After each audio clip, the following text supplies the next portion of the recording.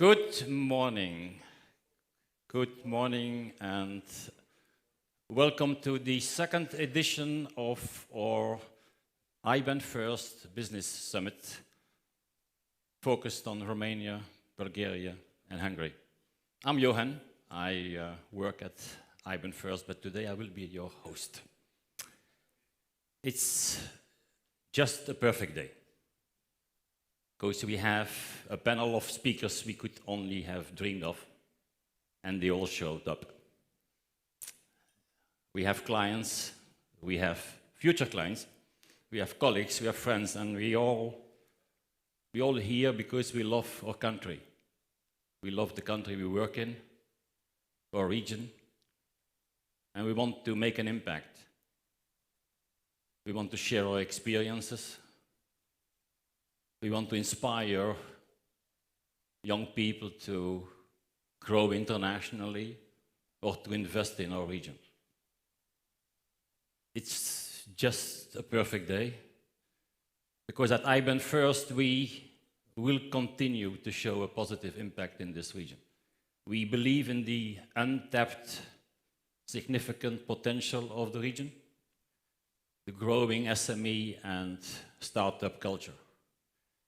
We do that in our domain, which is taking away the pain points of international payments, coming up with solutions to protect you against currency volatility. I will have the opportunity a little bit later to tell you more about iBanFirst, which I will do between panel 1 and panel 2. It's just a perfect day, because change is happening. Last month in The Economist, there was an article about Romania, where they were saying that Romania is moving from a land of immigrants to a land of immigrants. And you see it in Bucharest when you walk around.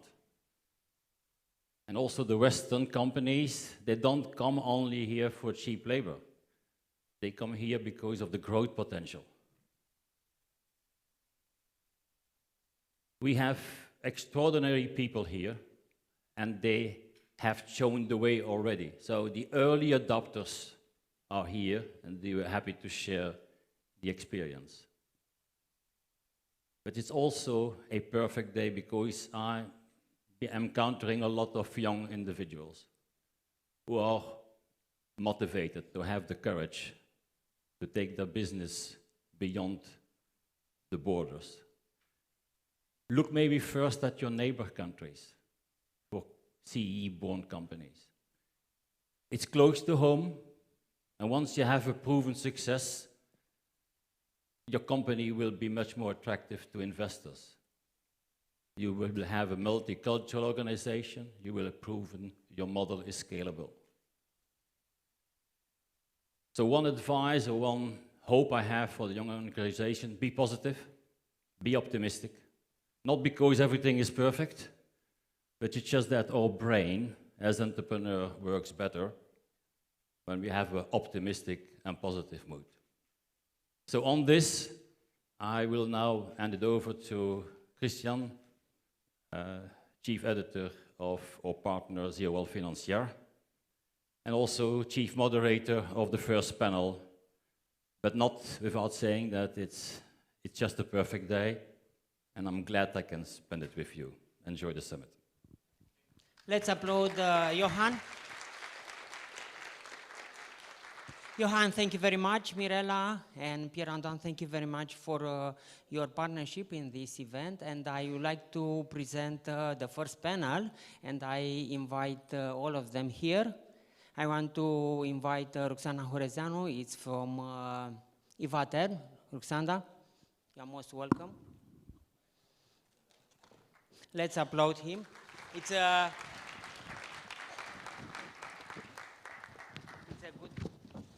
good entrepreneur, Romanian entrepreneur. Lucia Costa is from Secom.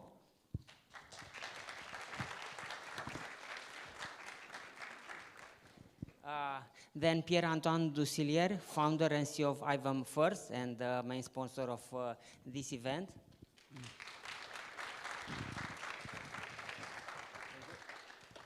Pierre-Antoine, thank you very much. How are you? Good. Lucian Baltaru, founder and CEO of Same Day. Lucian.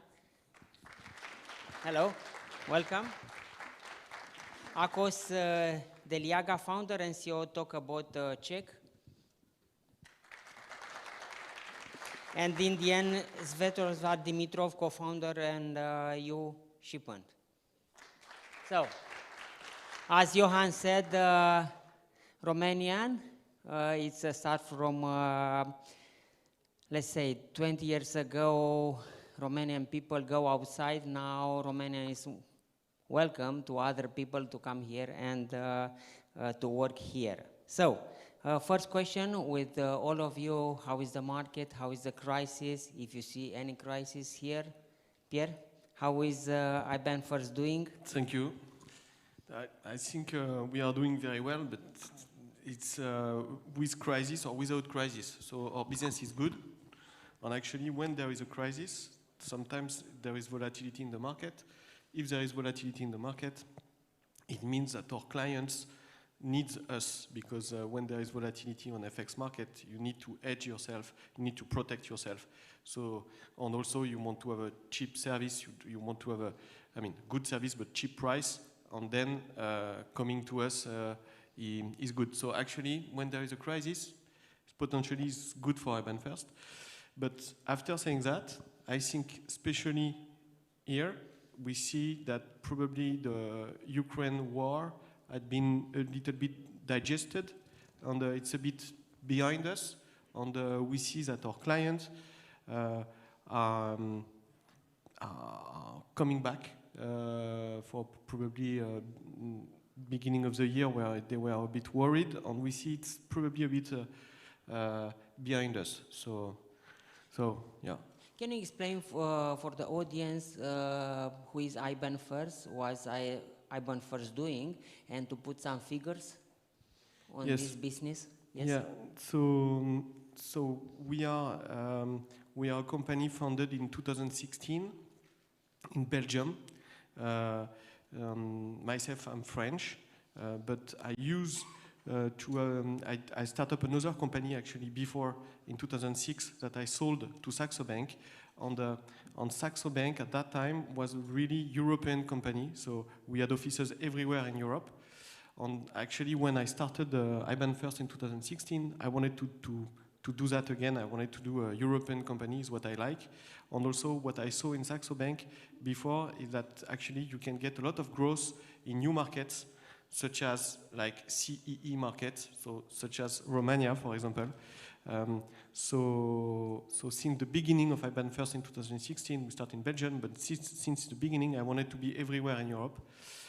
So very quickly, we were in France, and then in Germany, Netherlands, and then Spain, Italy. So now we are in 10 countries, 3 countries in CEE, so Romania, Bulgaria, and Hungary. We are 400 people. We do every month around 2 billion euro of volume of transaction for our client. And our business is to facilitate international cross-border payment for SMEs. So if you are an SME, you want to develop in another country, or you receive money from another country in another currency, if you use us, it should be cheaper, faster, and more transparent than with a typical bank.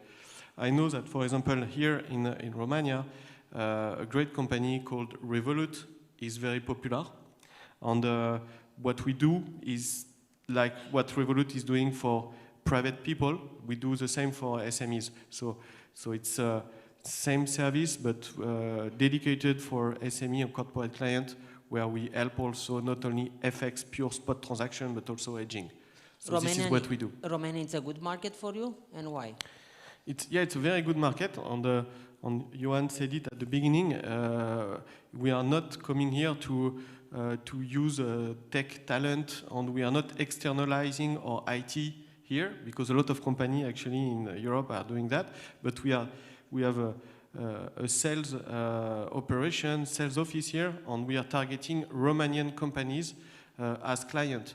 So, and it's a good market because it's very dynamic. We see a lot of new company, actually young people, because our service is an alternative to banks. So when you arrive in an old country and with old companies, very often people they are scared to switch from banks to us because we are different, and our service is an alternative. Actually, here we see that we have a lot of success because people they understand that we can do something better than banks. They want innovation. A lot of people they are looking for innovation, and it's what we are providing. So yes, the market is great, and we are doing a good job here, thanks to Aline, the boss of our country. Since you organized with us the second edition of this summit, so it's a good market. Yeah. Okay, exactly. thank you very much. Thank you. Ruxandra? If you want to give some detail about Ivaterm, yes, for just, the audience. Yeah, I will give you a bit of context. So, Ivaterm is a dermocosmetic company founded in 17 years ago.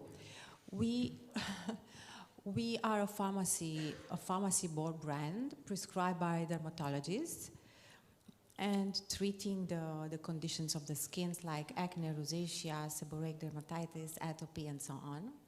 We are combining cocktails of active ingredients, very innovative active ingredients, with Herculean thermal water, apa thermal Herculane, which is calming and soothing for the skin. We have a lot of clinical trials proving the anti-inflammatory effect of the water. We are developing our products in France, we are producing in France, and we are selling actually in 15 countries, mainly in the Middle East, in Asia, and a little bit in Europe. So for us, last year was one of the best years. We grow 42% in sales and income. And we budgeted the same this year, and the first quarter was the same, 42% of growth. We are growing on all the markets, and yeah, for sure, the economic context is not good, and we are impacted very much on that inflation and diminishing the purchase customer power, and the uncertainty and instability of the war, and we are affected. But mainly the growth in prices of the raw materials and transport and utilities and salaries and everything. So we need much more planning and budgeting and negotiations of the price increase in all the countries. So it's a burden. But however, we flourished because we put a lot of efforts on digital performance. We hired an entire team of graphic designers, video designers. They are all managed by our Design London agency of creation. And actually, we grow the business in all the markets. For a Romanian company, how is to expand outside the border? Well, how difficult is it? How easy? Yeah. If you make money outside or you lose money? Of course I make money outside. Yeah, you are lucky. Well, it's always a choice. I mean, you need to choose how much you invest, and you make trials and errors, and you see if I invest more, if I invest less, how is it? It's always a balance. But I was always proud of being a Romanian company, because my brand, although it's labeled made in France, which is good for cosmetics and for Asia and the Middle East, but we are a Romanian brand, and I was proud to have a thermal water that is coming from Carpathian Mountains, very pure, very natural, and I think at the end of the game is always the quality of the products, innovations, and a good strategy. So, yeah. If you go outside, the perception of your product is that it's made in France or it's a Romanian brand? Well, it depends. The customers, I think for the customers, it's made in France. But for my partners, it's a Romanian brand, yeah, because we are in Bucharest, and yeah. Oh, ok, yeah. Thank you very much. Mergem mai departe la Lucian, same day. Lucian, salut. Salut, Hello. salut, bună dimineața. Hello, how are you? I'm fine. How is the business doing? So, and a few words about same day. Yes, you operate outside the Romanian. So how is the market? So the market, from our opinion, is not so bad yet. So it's a little bit better than we expected. However, we need to be prepared, because maybe after the summer things will not stay the same. So we are prepared to be agile, to expect a little bit worse in these markets. But for now, I think everything is good. About same day. Worst? Why?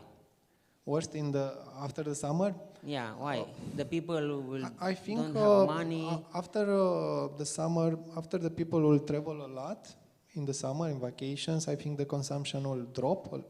And if the consumption will drop, also the courier market will suffer, because we'll have less packages to deliver. So that's why, from my opinion, we need to be prepared, agile, and to adapt if something worse will come. Maybe will not come, but it's better to be prepared. How is to operate outside Romania? I mean, in Bulgaria and Hungary. How difficult is? You know, it's like a roller coaster. A roller coaster. Yes. You make money? No, we are not making money yet in Bulgaria and Hungary, because our business is a critical mass business. So we need to build first capacity, and after to fill this capacity. Until you manage to fill this capacity, you are losing a lot of money. After you reach a good degree of volumes on this capacity, you start to make money. So we are in the construction phase in both of the country, a little bit more advanced in Hungary, but still we need to invest another 2-3 years in order to be prepared after to make money. How easy is to have operation outside? Initially, when we had this idea, let's go international in order to scale better our technology, because the technology that we build is very expensive. We need more deliveries in order to scale. We are not in Germany to have hundreds of millions of deliveries in this market. So in order to have a good unit economics cost per technology, cost per delivery, we need to go outside. And when you are going outside, the things are not the same like in your home country. They are more difficult, maybe twice more difficult.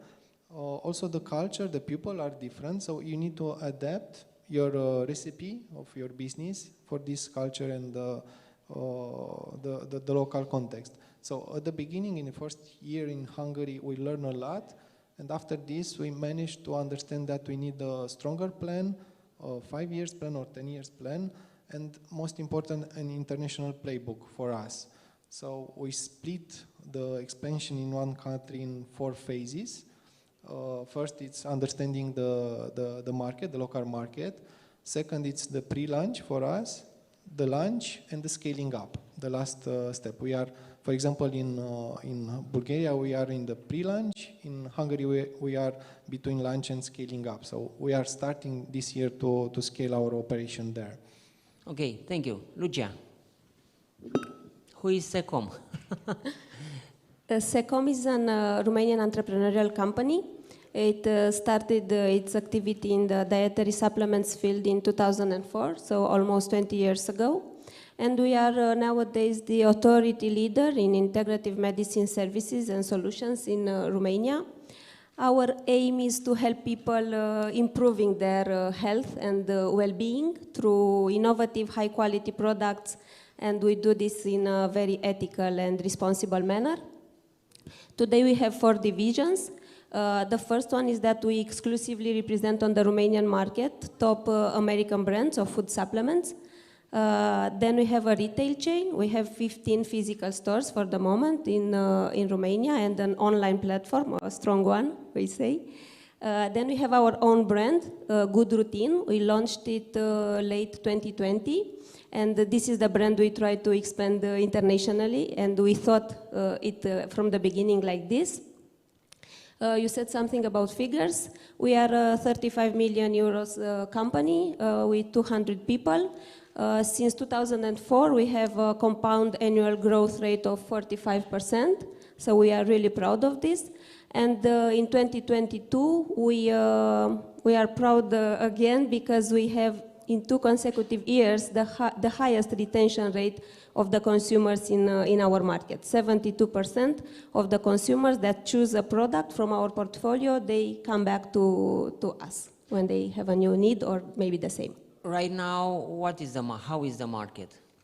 Did you see some impact from, let's say, inflation, the reduced purchasing power? The market is still increasing in value and it's flat in units, we may say, year to date. The fact is that compared to Western countries, European countries, the consumption in Romania, it's much lower. For example, it's 20 times lower than in Italy and 6 times lower than in Germany. So there is a trend regarding consumers that they're more aware about their health, and there is this trend of looking more on how to maintain or maybe rebuild it. So the consumption is still increasing in our market. What about to expand outside the country? First of all, Secom was an importer company, and now you produce your own brand, and I think you want to expand with this brand. Yes, Good Routine is our own brand. It's a lifestyle innovative brand. We produce the supplements in Spain and in Italy. We are not a manufacturer actually. We launched it in 2020 and starting 2021, we started to present it on the international market at Geneva. There is the biggest European nutraceutical fair, Vita Foods. So in less than 1 year, we already started to make it international. And in 3 months after the fair, we already had a partner in Iceland. So from our perspective, the partner is the most important factor in expanding internationally. And I think that now it's not the right context or maybe the most suitable, appropriate context for international expansion. But we are entrepreneurs, we are very persistent and agile, and we adapt. And we are sure we will succeed on a medium and long term. Why Iceland and not Bulgaria or Hungary? These countries are here. Because at the Vita Foods Fair, there was this partner from Iceland that it's an entrepreneur as well, a lady. She fell in love with the brand and she wanted it as soon as possible. So that's why I said that I think the region comes second, at least in this context and environment that we are facing. So first of all, you need a partner that is passionate, that trusts your brand, and that see the potential in the brand so that they can build it on their market.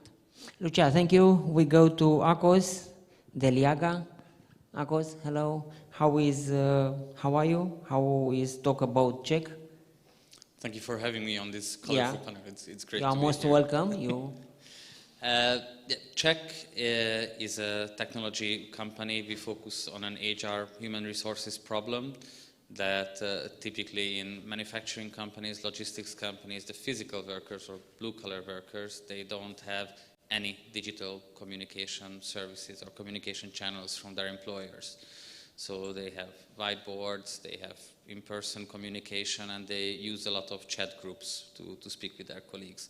So we created a communication channel that is very, very easy to use and acts as something like Teams or Slack, but for factories, for blue-collar workers. And we use 3 different types of artificial intelligence to automate the communication, automate the processes. So the market is pretty good for us, to be honest. Since last October, OpenAI's ChatGPT, there's a lot of hype about artificial intelligence, and everybody's interested in such products, and especially in this niche where we are focusing manufacturing and blue-collar communication. There are not many companies doing this, and it's kind of a blue ocean for us, so somewhere where we can develop our own market and our own category of product, so to say, which has its own challenges, because we are educating the market. We need to find innovators, early adopters, and it's not that there's an existing need, but we have to build awareness about the problem, educate the market about the solution, and then find these companies. But we have over 100 customers, over 100,000 employees use Czech on a daily basis with brands like Bosch or Nestle, just to give a few big names. So it's a very exciting company and a very exciting solution, because it's not solving like first world problems or not Silicon Valley type of frontier AI engine development, but we're digitizing a part of the economy that is still very, very analog. So it has a great impact. Typically our customers enjoy under 3 months return on investment. So that's a great thing to see. Do you have some activities here in Romania? Do you have some clients here in Romania with your product? We recently started our operation in Bulgaria and Poland, and we're in a pre-launch phase. I just learned that from Lucian. In a pre-launch phase in Romania, so we are exploring the market. We are preparing for a market entry towards the end of the year. How is to go outside? You know, you are a Hungarian company and you want to expand. How easy is to expand? How expensive is to expand? It is pretty challenging, I have to admit. So it's very difficult. It's very difficult. So we face a lot of challenges. I wouldn't position them as failures because the company is growing, but we are constantly looking for new ways to enter the market in a more efficient way. And I think the fact that I mentioned that we're building a new category of product, we are educating the market, it takes time. So although we enter the market, we have to build a lot of trust in with the customers and find these innovator and early adopter customers. So it takes time, but you know, all the trends look into this way that everybody has to have a digital communication channel at the workplace. AI is coming into all parts of our life. And I have a full trust that Czech will become this company that will digitize this segment of the workplace. Can you explain to the audience how is working Czech? Yes, we use multiple channels. On one hand, we have Rakuten Viber as an investor. So our system sits within Rakuten. Essentially, your workplace can be just another contact between your wife and your colleagues. And it works like an application. It has a menu system. You can type in the system and have an AI conversation like with ChatGPT. We also have a mobile application that can be downloaded if somebody doesn't want to use Viber. And we have also a global integration with Microsoft Teams. So even in a factory, there are back office workers who have a laptop and Teams. And it's a mixture. So everybody can choose what they prefer, whether it's Teams, the application, or Viber. And then imagine for a moment that you're a physical worker, maybe working a night shift, and you want a certificate of employment to put your kids into school. In this case, in reality nowadays, even if you are in Germany or India, you have to wait in the morning, wait for HR, queue up, spend maybe days just to get something simple done. And here we put this in the palm of everybody's hand. We're using very few data, so we don't need personal email address, we don't need a personal phone number. So from GDPR viewpoint, it's pretty secure. And yeah, I'm really proud that with 100,000 employees using Czech, we never ever had to do a user training. It's so easy to use that people unconsciously know how to use this system. I'm super proud of this. And I think this in itself is a big innovation, that a lot of our users, physical workers, may be practically illiterate. We even have organizations where within 1,500 employees, they come from 6 different countries. Countries like Hungary, South Korea, Nepal, Burma, Turkey, and Ukrainians. They work in the same place, so it's pretty crazy. They have a lot of cultural differences. A few weeks ago, there was a case when HR had to remind Mongolians that it's not accepted to go out hunting in the woods next to the factory. And they shouldn't butcher goats in the accommodation. It's not okay.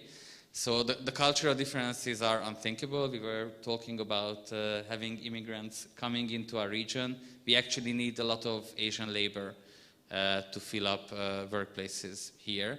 And it will bring cultural differences. It will bring management issues. So using AI, auto-translation to speed up communication is a lot of added value.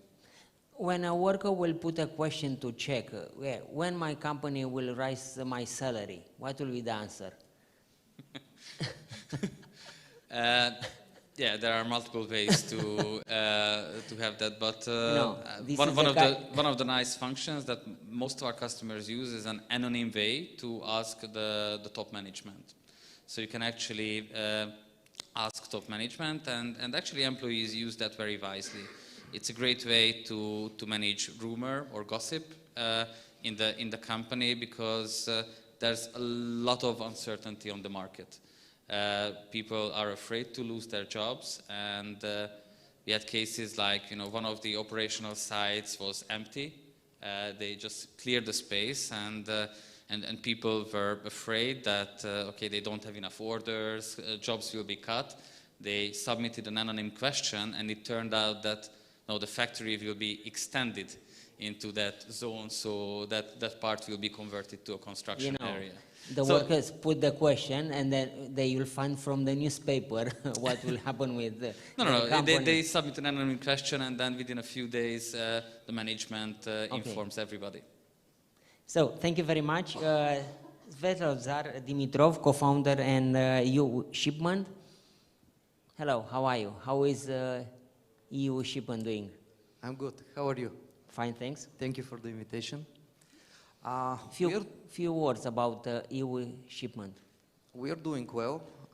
One of the fastest growing companies in Europe based on Financial Times report for the last year, FT 1000. So what EU Shipment is doing, we are providing e-commerce delivery solutions. 100% of our clients, they are e-shops, and in most of the cases they are e-shops that are doing sales and internationally. So what we are providing them is a classic e-fulfillment solution, so outsourcing of their warehouse activities. But the biggest volumes are coming from e-shops that we are collecting the parcels from their own addresses. We call it the classic cross-border solutions. So EU Shipments is running, we call it an independent delivery network. We are covering all European Union destinations plus UK. In each and every country that we are delivering the parcels of the e-shops, we have a local, really strong last mile partners. The same day in Bulgaria, same day in Romania. So we have a few of them, the most strongest, and the most flexible e-commerce delivery solutions in each and every country. So based on that partnership, based on the integrations that we did with them, in the end of the day, a single e-shop can be in a partnership only with EU Shipments, but can use the full portfolio of delivery solutions of over 50 different last mile partners in Europe. Our clients are negotiating operational model, they are negotiating prices, integrations, and all only with EU Shipments, and they're integrating their platforms only with us. We are fully responsible about quality, we are fully responsible about transit times, and we are fully responsible about collecting the parcels, injected into our line haul network, and injected into our last mile partners. So in the end of the day, EU Shipments is one-stop shop for cross-border delivery solution for e-shops that wants to grow fast in new international markets. Right now, how is the market? Because you see first the commercial trading, the shipment, and so on. The market is doing well because the companies like ours, we are growing based on two different facts. So the first one is that based on the network that we are running, our clients can easily open new markets. Speaking about delivery, not about marketing, not about customer support and so on. But with us, they can open new destinations, new countries, and based on that, we are taking care of more and more destinations from the active clients. So it brings new volumes for us. It's the first point. The second point is that during the period of the war, we decided to be really aggressive on marketing, to be really aggressive on sales, so we can bring new volumes, especially from Central and Western Europe, and destinations like China, like Turkey. So based on new activations, based on new clients, we managed to double the business last year. And can you give us some figures? Yeah. Roughly? No, it's not roughly. I know the details. So what we delivered last year is 1.8 million parcels internationally. Not domestic parcels, because for Lucian and for same day 1.8 it's not a big deal, but here we are speaking about international deliveries. This year so far we are close to 1.5, so it's pretty much again doubling the business. Speaking about revenue, we closed last year with 7.5 million euro, and as I told you, based on the volumes that we are delivering now, hopefully we will close this year organically with close to 15. So, how you see this region? I mean, near Romania, near Bulgaria, near Hungary. It's a good market. It's a market for, let's say, more than 500 billion GDP. From the perspective of e-commerce delivery solution, from e-commerce in general, Greece, Bulgaria, Romania, Hungary, I can say that they're close to be one market, like not a group of countries, but a region, because the delivery price is really competitive, so it's really easy for one e-shop to go cross-border. We have pretty much fast access to, you know, customer support solutions, marketing solutions, different kind of optimizations, different kind of marketplace platforms that can support the e-shops. So the region is doing well, and speaking about percentages, this region is the fastest growing e-commerce region in Europe. Yes, Poland is #1, but still Eastern Europe is the biggest, speaking about new customers that are ordering online. And speaking about a percentage here, the e-commerce is growing really fast. So it's good time to be on the market. And I want to put one question with all of you. If you want to go outside, what would be the first question you put in your mind? If I have money, if I have market, how is the client, other client doing? What is their habit? What is the question you have in mind? I answer as CEO of iBanFirst. Yeah. So for me, what I would say to our client is to think about hedging currency risk. So okay. It's probably, I don't know if it's the first question, but probably it can be a very important question, because, for example, I heard countries like Turkey, if you want to do business with countries where currency is moving a lot, actually you can be happy and do a contract with another country, and then if your margin, for example, is 10% on this contract, and then if the currency is moving by more than 10%, and if you are not hedged, then actually you are not making money but losing money. So I think it's quite important to think quite quickly once you see a market potential. If you are dealing in a currency that has a different currency than yours, to look at this aspect. But iBanFirst can offer a hedge product? Yes. If you want to hedge to the, let's say, Turkey devaluation, or in the case of Hungary. Hungary in the last month was a devaluation. So. Yeah, sure. In a context of a payment, so when our clients are doing business, so not in a context of speculation, but our clients are companies that are doing business cross-border. So in this context, yes, we can offer hedging products. Yeah. Okay, so Ruxandra, if you want to go outside, what is your question you have in mind? Yes, what Pierre-Antoine said, it's very correct. We entered in Turkey and we were forced to go out because they were at the point incapable of payments because of the currency devaluation. But we are looking at the size of the market and the growth of the market. These are the size and the growth. But yeah. What about the habits of the clients in your case? Yeah, for sure. This is as well important. Yeah, the model of business, how pharmacies are looking like. I'm always want to see pictures to see if they have open pharmacies or not, because there are countries like India where it's a big market, but there are very few open pharmacies, and that means that you cannot have merchandising, for example. So all these things are important. Yeah, a lot of things. Lucian. Specific.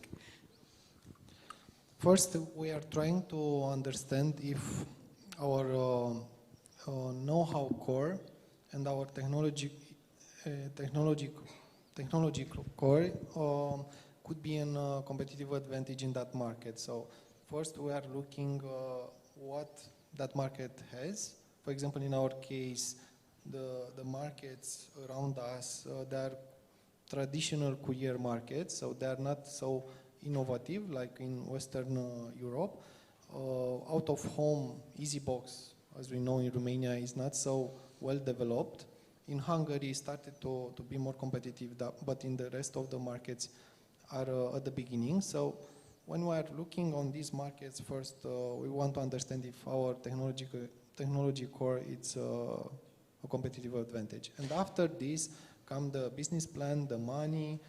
We are lucky because behind the same day in 2007, Naspers through EMAG invested in same day. So we can convince them if we have a good business case to get the money.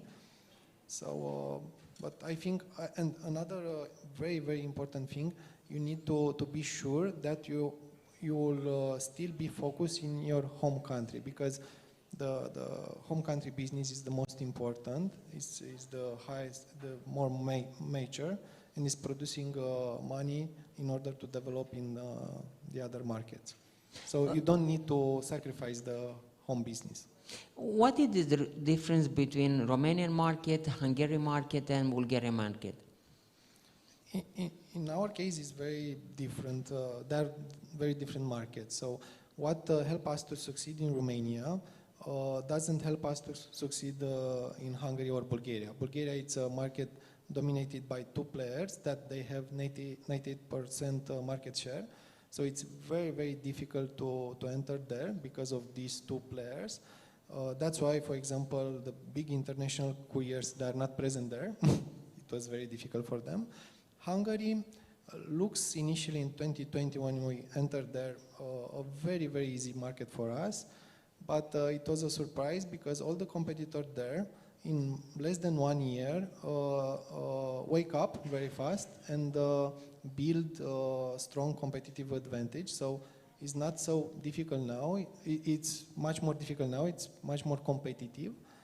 But still, I think we have a huge opportunity. And talking about opportunity in this region, you need to know that e-commerce share in this region, it's around 9-10% from the total retail, non-food retail.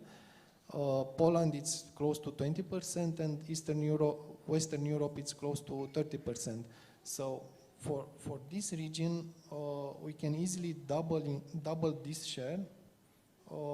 And if we do this, the e-commerce and the courier market will be double. So we only need to increase the share of online, and our businesses will grow a lot.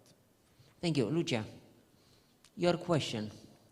So at the beginning, we started our Good Routine international expansion with a strong strategic approach, and we analyzed at least 30 European markets, just to see how the 30 market yes. You analyze. Yes, in depth.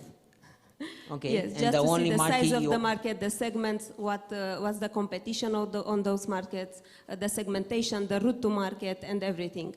And of course, at the beginning, we wanted to tackle and to reach the biggest markets in our industry, but that was wishful thinking.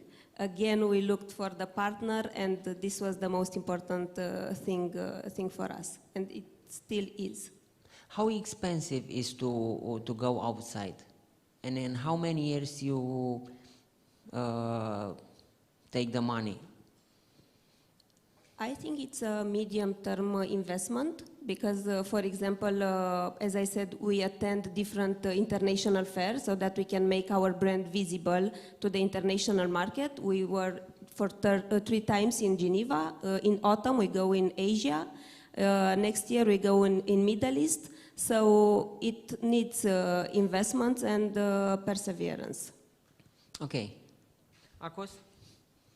I just love your answers, so I can hardly say it better. I totally agree.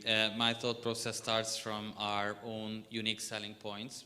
So what is our strength on the market, and we try to see if there are other markets that would appreciate these unique selling points. I come from the startup scale-up ecosystem, so all these things that are considered as ideas or wishful thinking, and every aspect we have to validate.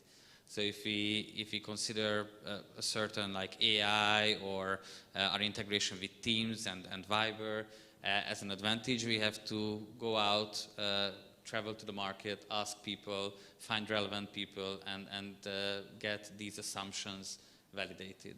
Also, market sizing is very important. Like a year ago, we were thinking about Greece as a great market for us. The economy is growing, there's a lot of good energy. Then we look at the manufacturing industry, and it turns out that most of the companies are SMEs. There are not many companies with even 500 plus employees, 1,000 plus, super rare. So it's not a really good structure of the manufacturing industry for us. So the market size in itself from a macro viewpoint may not be a sufficient information for you. And I totally agree that finding good partners and finding a good time with good partners is super important, because maybe you found the right one, but it's just not the best time to meet. Maybe you need 1 year, 2 years to strike the partnership, but we are venture capital funded, so it would be a hard discussion with our investor to tell them to wait 2 years. It is better to go outside at the beginning through a partner or directly? And if you go directly, where do you find people who work for you, to work for you?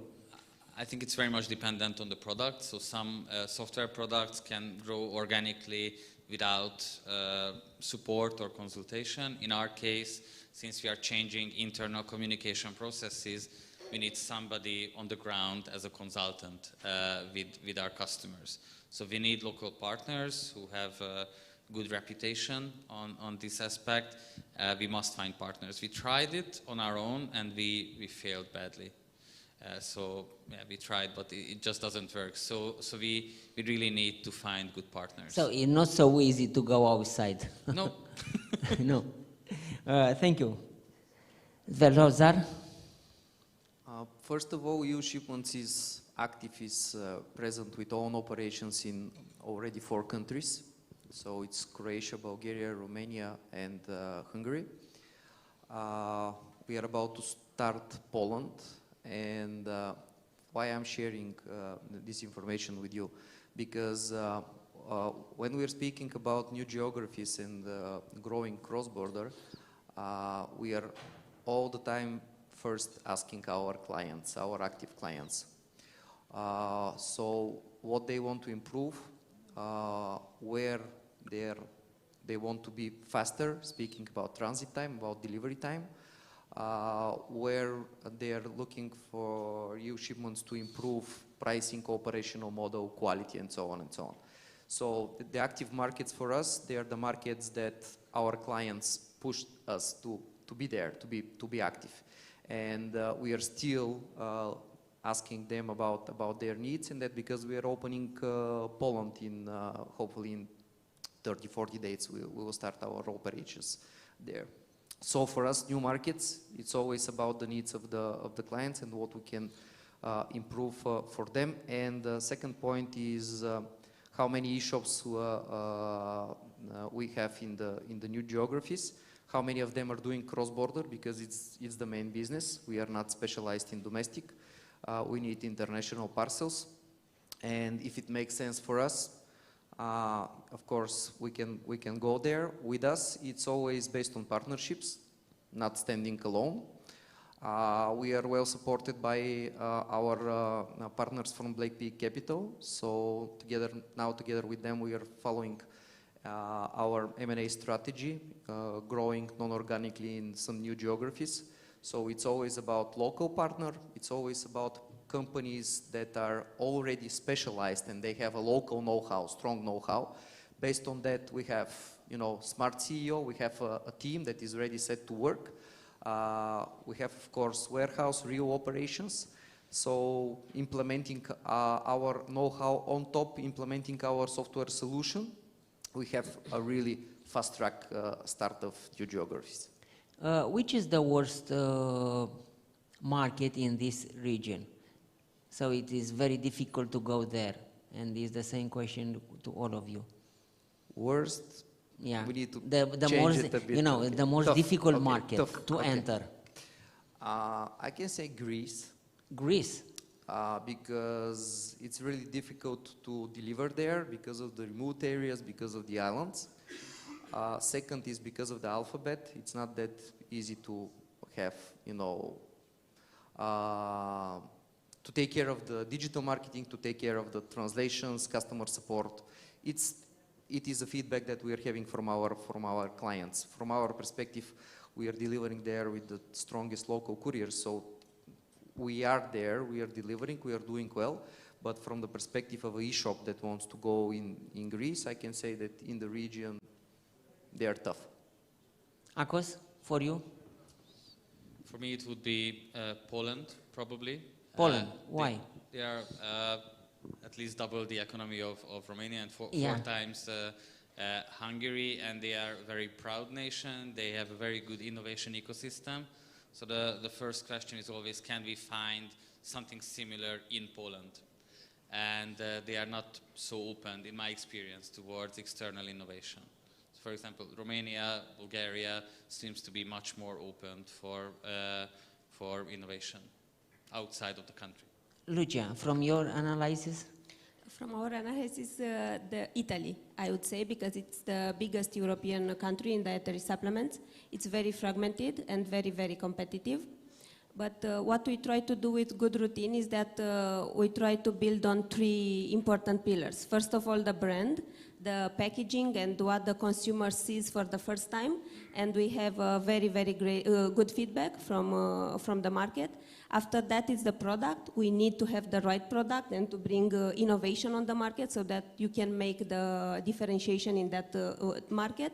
And after that, there is the ecosystem that you build around the brand. Because nowadays, from our perspective, it's not working anymore just with a product, because this is a transactional business. But when you build an ecosystem, for example, we do our best to build a Good Routine as a partner for a healthy lifestyle.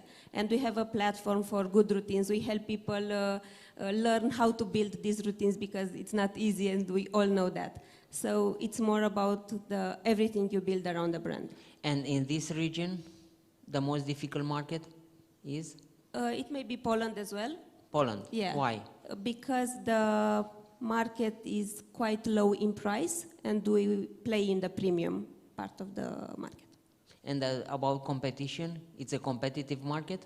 Poland, yes, it's a very competitive market, and it's very much in the private label market. So pharmaceutical chains, they have their private labels, they have the consumer in their home, so they can do better. Lucian? You know, my dream is to transform same day in the most popular and loved courier across Balkans. And in this puzzle, for sure, Greece is the most difficult market. Greece? Greece, yes. I think it's very, very difficult market. Also, the courier business is not so developed there because of the difficulties of geography. The population is around 70% of the population is concentrated around Athens and Salonic, and this creates a huge problem of density for courier business. Also, they have two seasons, the vacation season and the other season, and also this creates a lot of difficulties. The culture, it's a little bit more difficult than the other Balkans culture. Also the language, but yes, Greece is the most difficult country for sure. Ruxandra? Well, my most important advice would be to grow first on the local market, because you will know better and the best your local market. You make more efforts, and this is giving you a stability, because it's not always easy to to grow, and it's not always very fast when you start to open a new country. So it might be fluctuating, and you don't have stability. So if you have a good base and stable on a local market, then you can play, you can try, you can fail. So Yeah, this would be my advice. But as well, the most difficult is probably France. I mean, it's the most competitive and it's most mature, and I would not go there. But anyway, only last year in France, more than 1,000 new brands, cosmetic brands have launched digital 1,000. brands. More than 1,000 brands. So it's And a they very have dynamic. millions. Yeah, it's a very dynamic and very interesting market. Yeah, anyway. But also another criteria for us is the price, because we don't go where the price is low. Where our competitors have low prices, then that means low margin, so we don't go there.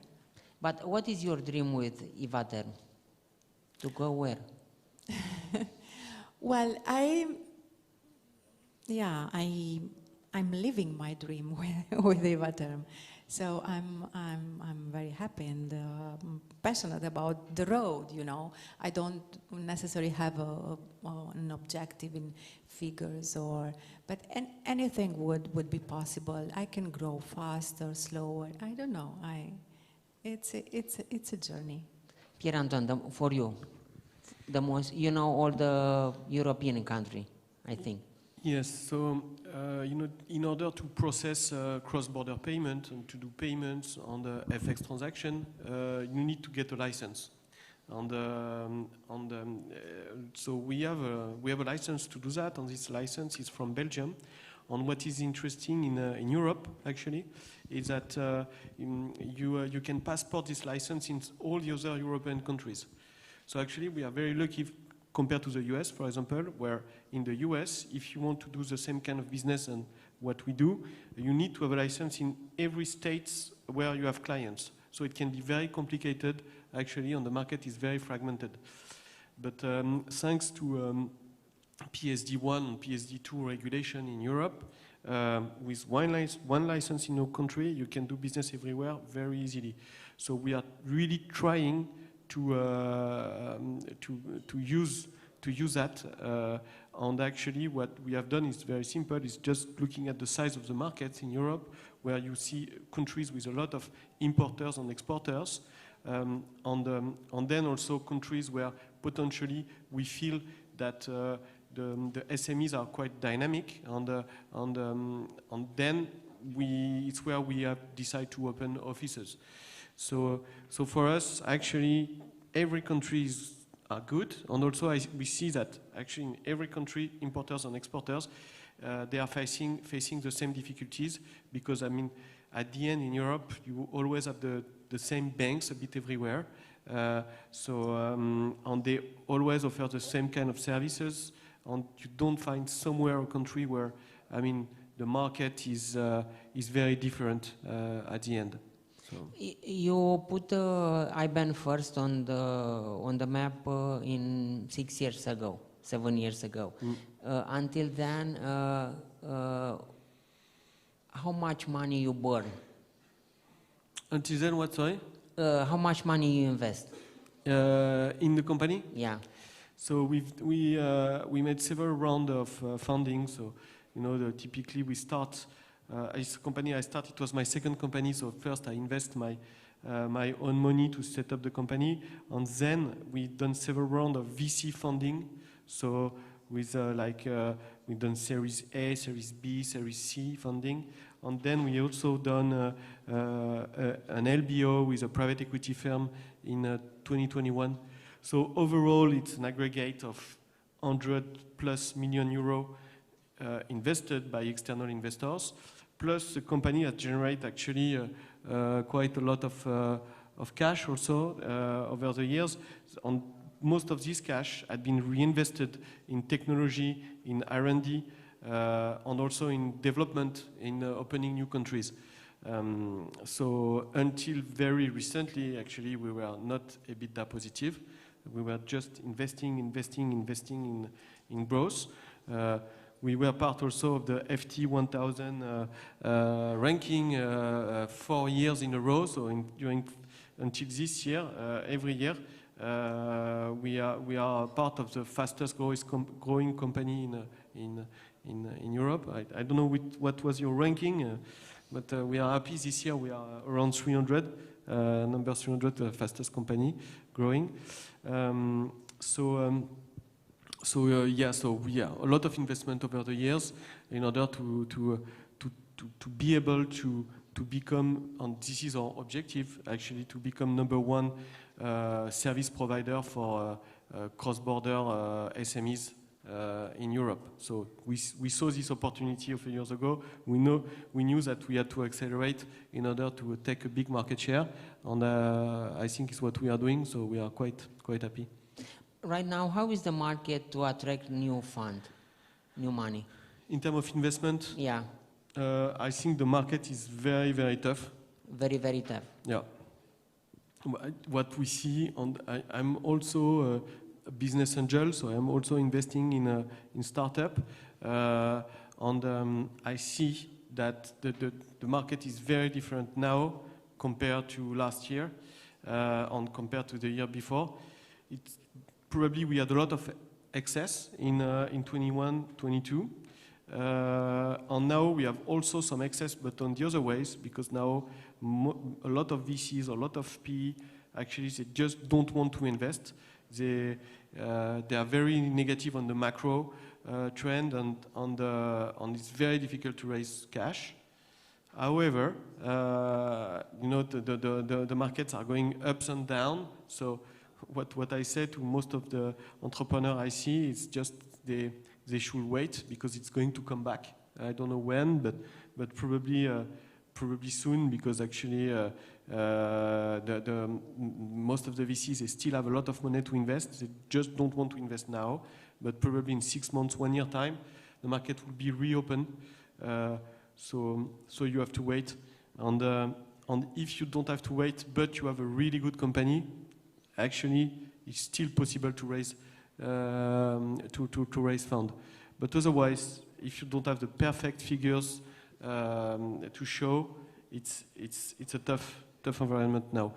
I say that actually for main Europe, but what I see locally, and probably there are other panel after that will say it also, is that in CEE actually the situation is a bit different. We see a lot of new investment coming because probably the market was not as mature than in the US, but then also in the UK, France, and Germany, and so it was less mature. So some PE and VC firm, they saw some opportunity to do new investment in the region because they see those markets are growing a lot. So probably here the situation is not exactly the same, and probably still the market is still open. But definitely, if you go to France or Germany and you want to raise fund, it's quite tough now. Lucia, do you have money to expand? Lucian and Lucia? Yes, we can have money to expand from our investors, but the you money, are lucky because yes, they have a lot of money, and same day it's a very good business to invest actually, but the money became more expensive now. So we are quite big company, and we need a lot of investment in order to expand. Only in the last 4 years we invest more than 150 million euro in same day group. So a lot of money. We slowed down a little bit the investment this year, only because the cash is much more expensive now, and we need higher return rates in order to prove a business case. So for the moment, yes, we are in expectancy mood, let's say, but I think there are a lot of opportunity in our industry, but need a lot of money to put in cash. Yeah, Lucia? Yes, for the moment we have money to invest in the plans that we have for a good routine regarding the international expansion. And I think that it is in our DNA and in our nature as entrepreneurs. If the first strategic plan that we had was wishful thinking, we always find solutions to adapt. For example, we if we couldn't reach the markets that we aimed, we launched our brand on Amazon, in France, in Spain, and very soon we'll launch in UK and Germany. So we will always find solution to adapt. Okay, Akos? We closed an investment round last October, so the business plan. How much money you raise? 3.5 million euros. Okay. So we have the funding next to our revenues until middle of next year. So probably towards the end of the year, we will go for another round to expand into other geographies, other regions. I think if the market is definitely tougher than last year, and investors are looking for more proven solutions, they look into the value creation and how the business will actually make a profit. So growth in itself will not be sufficient to attract funding. It has to be a profitable business as well. And if you meet that criteria, there's still money on the market. Okay. Svetozar? First of all, as I told you, we are well supported by our partners from Black Pig Capital. We raised year and a half, up to 7.5 mil for our M&A strategy. And second, EU shipments is really good as a margins, and we are EBITDA positive. So about the organic growth, we have enough money from the growth, the organic one, and about the non-organic and M&A, we are following our strategy and we are supported by private equity. So there is enough in the bank to grow and to follow the strategy. Ruxandra? Do you have money to expand or? Yes, I still have, yeah. Well, yeah. So, all of you are happy because you have money. So, if from the audience you'll have some question, any question, please. I'll give you the microphone. Just a second. Thank you very much. Thank you. Răzvan Tataru, Globstar Trade. We distribute electric products. Thank you for the event and for the speakers. I was curious for same-day and EU shipments. What strategy do you recommend for selling outside Romania? Listing on marketplaces or having a website opened? So my opinion is to start with marketplaces in order to test how well the products are welcome in that countries, and after this to build also your own channel. And from logistic point of view, there are many solutions now. You don't need to localize your stocks in these countries. For example, with same day, Romania, Bulgaria and Hungary, you need only to have the stocks in Romania and will be delivered next day in Bulgaria and Hungary with a very low international fee. So comparing with the top 4 big players in the world, our international fee are very, very low. Actually, what we are building in same day, it's the entire Balkans like one country with no borders. So to send with same day in future from Budapest to Sofia will be exactly the same thing from time and cost to send a shipment from Bucharest to Cluj. So the same infrastructure across the Balkan, the same cost, the same delivery transit. So my opinion, start with marketplace and after this build your own channel. Thank you. Thank you for the question. It's a really good one. First of all, check your local competitors, because probably you're selling products that are already present in those markets that you want to activate, that you want to start. And adapt your strategy based on your strongest local competitors. So marketing, so translation, customer support, of course, delivery solutions. If they are delivering next day for free, you need to do the same if you want to be competitive. So if they are delivering to lockers, out-of-home solutions, you need to be there also. So adapt the model based on the strongest competitors that you have in those new geographies. And yeah, it's a matter of taking care of not only the delivery solutions, but also return management. You need to be really flexible about, undelivered parcels, recipients that want to send it back, have the refunds, and so on and so on. Speaking about e-commerce cross-border delivery solutions, it's not like doing B2B or postal. You need to provide a lot of extra solutions for your e-shop if you want to be competitive, like local phone number, like local address for the returns, native speakers on the phone. Now with AI, it's easier, but still. But yeah, in general, check your local competitors and start from there. About the delivery solutions, there is many, and you have the option to choose. Actually, about the platform, eMAC is the strongest. You can easily test. But in the same time, you can invest in your own platform just for long-term investment and strategy. But marketplace platforms that are the biggest in some specific countries, they are really providing you with fast-track start. You can easily test. It's pretty much for free. You're not investing a lot if you're starting with marketplace partner. But in the end of the day, if you are thinking about long-term, to take a significant part of the market, you need to be there with your own platform and sales. Hi, so I'm Andre from Artingso Design. We do turnkey interior design and architecture projects. I know this is a question for Lucian. I know he touched on critical mass for expanding internationally, especially in Hungary. I was wondering whether after the pandemic and the conflict between Russia and Ukraine, have you seen any acceleration in terms of like the critical mass creation towards the tipping point? I hope that I understand the question.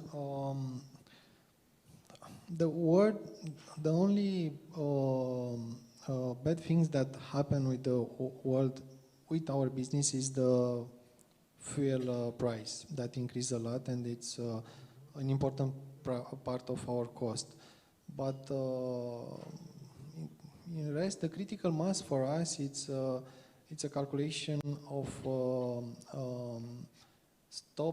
stops per square kilometers. So we need a certain amount of stops per square kilometers. So this will not change, only if the market will increase a lot. So it's closely related to population density.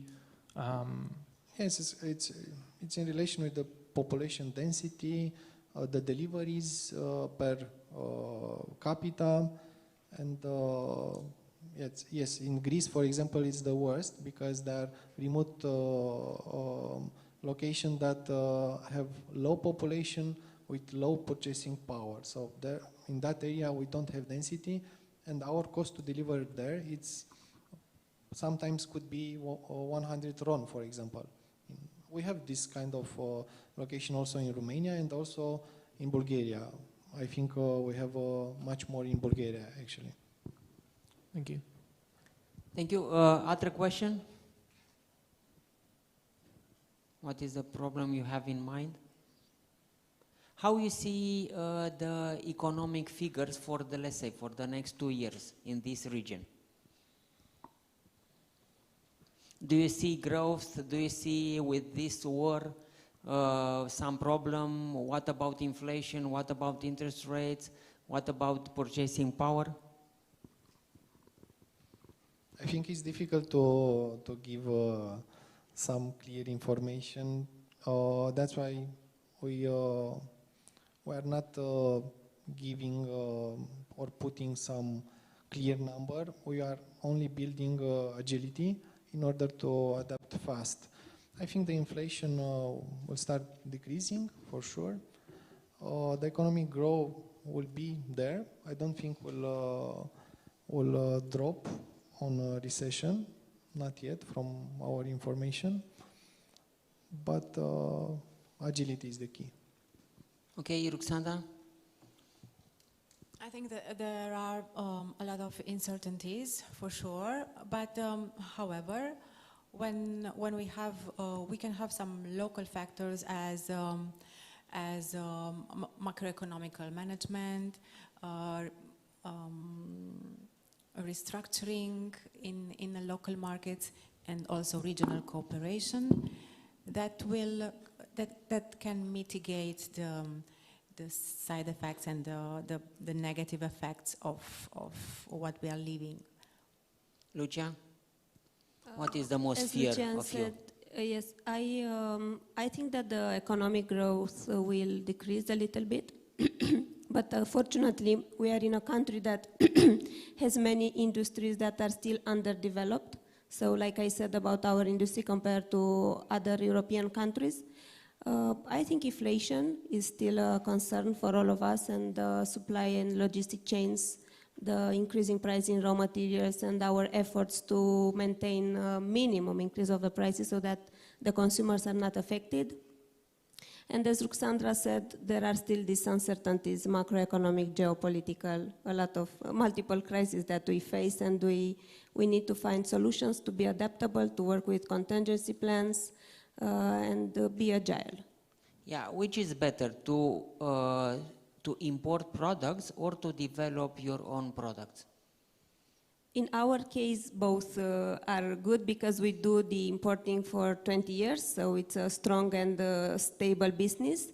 Now we work on building our own brand and develop it. So we cannot say right now, actually the imported part of the business is the biggest one. In how many years you develop your own product? And is the same question to Ruxandra. So we Good routine? Good routine in 1 year. We started in 2019 and we launched in 2020. Yes. And why you produce these products in Spain?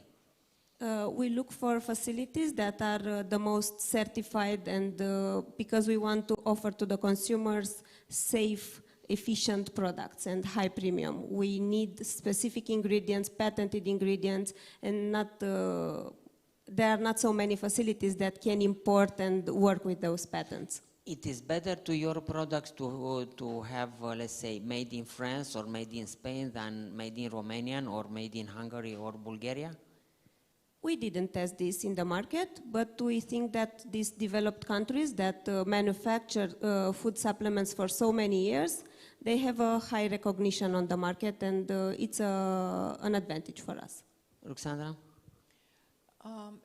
It's long to develop a new product. It's almost 1 year because we have a lot of clinical trials, safety tests, and so on. And yeah, what was the question? Yeah, I think.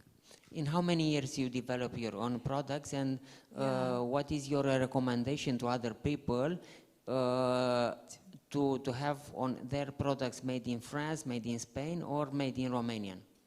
Well, I think at the end of the day, the quality of the product, and it's the most important innovation and the quality. And now, I think, for example, in Romania, everybody knows that it's a Romanian brand. All the doctors are prescribing it's a Romanian brand because it's efficient and safe. So, yeah, it's a choice, but it's not the most important one. Okay, Akos, you develop Czech in how many years? We've been working on it for 6 years now. 6? Yes. In the software business, they say that your product starts to be more developed, where you rewrote it totally for at least 3 or 4 times. So we are now at that stage. It's, I think, something from Bill Gates, if I remember correctly. So the software becomes quite mature and quite stable, and we have a faster speed to innovate. Regarding the macroeconomic figures, I'm less focused on that, since we operate in a niche of the economy that is growing much faster than the economy. Plus, we're expanding internationally, so I'm more focused on how we have to position it to our target markets. Like in Romania, I see that the automotive industry, automotive suppliers, they are thriving, so it's a good sector to focus on. Also, agriculture, food processing is also growing quite nicely. So we try to target these segments that are growing faster. And also what affects my business is inflation, and more specifically inflation of labor costs in IT. It's hard to find IT people, and since COVID, the market just opened, so somebody can work from his living room or bedroom anywhere in the world for any fees. So retaining IT people and adapting to changing labor costs is definitely challenging. Okay, let's suppose that someone invests you in 100 million euro. When? When? Do you think with this money can conquer the world?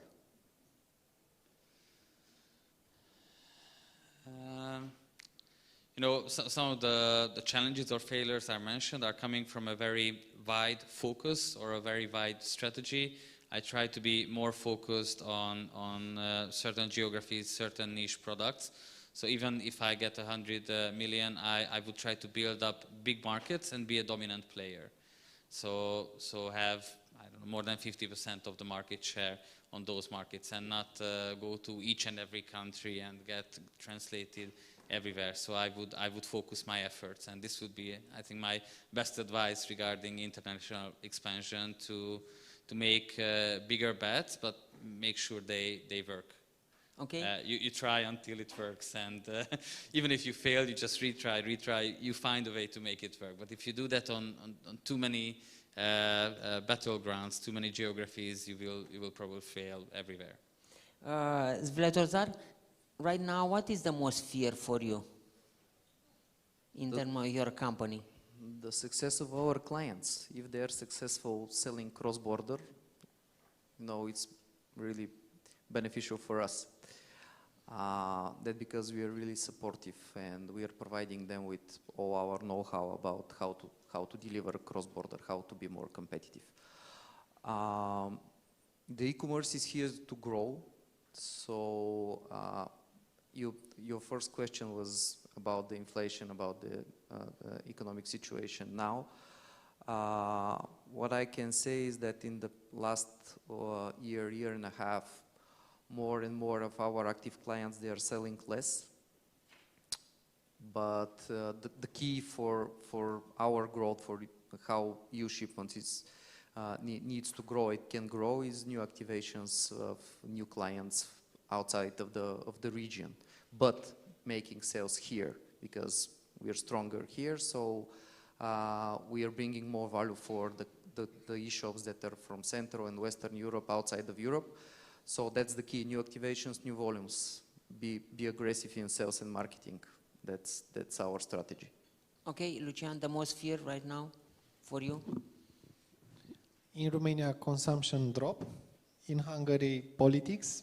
In Bulgaria, the two competitors. Okay, thank you. Lucia? I think the consumer behavior, because it's really dynamic in the last 2 years. This maybe. Okay, Akos? Right now, the most fear for you, economic speaking. I don't fear the market. We are very persistent. We know our strategy. I don't have fear. I feel that I have control, honestly speaking, and maybe the biggest uncertainty is time to success, how much time it takes to crack the market. How much time to be a billionaire, yeah? Takes to be a billionaire. Thank you. Ruxanda? Well, I think the rising price of raw materials. Rising price, okay. Yes, and yeah, because it's a lot of planning and rebudgeting and negotiations with the prices with other countries, and that's the worst thing with it. Pierre Antoine? Yeah, I was thinking also about your question before about product development. So how long it takes to develop a product. So on my biggest fear now for us is actually we have been fighting legacy. We have been fighting legacy of our competitors, of banks that have old systems that they built long time ago, and that are not working very well because they built it long time ago. So us, until now, we have been able to do something better because actually we didn't have legacy. But what I see, it's little by little, by adding features, by making the product better and better for our clients, we are also building some kind of legacy. And I see it's more and more complicated also to have a real, true innovation. Sometimes our IT and R&D guys, they are talking to me about a spaghetti plate, you know, telling me that, yeah, if we change something in the system, it's lost into the spaghetti plate, and sometimes it can be complicated. So my fear is actually to become like a bank. So I don't want that. To become like a bank. Don't want to become like a bank? No, yeah, exactly. So I don't want. I want to be more agile, to keep an entrepreneur spirit, and to have a product on a platform, on a technology that is definitely better than what is in the market.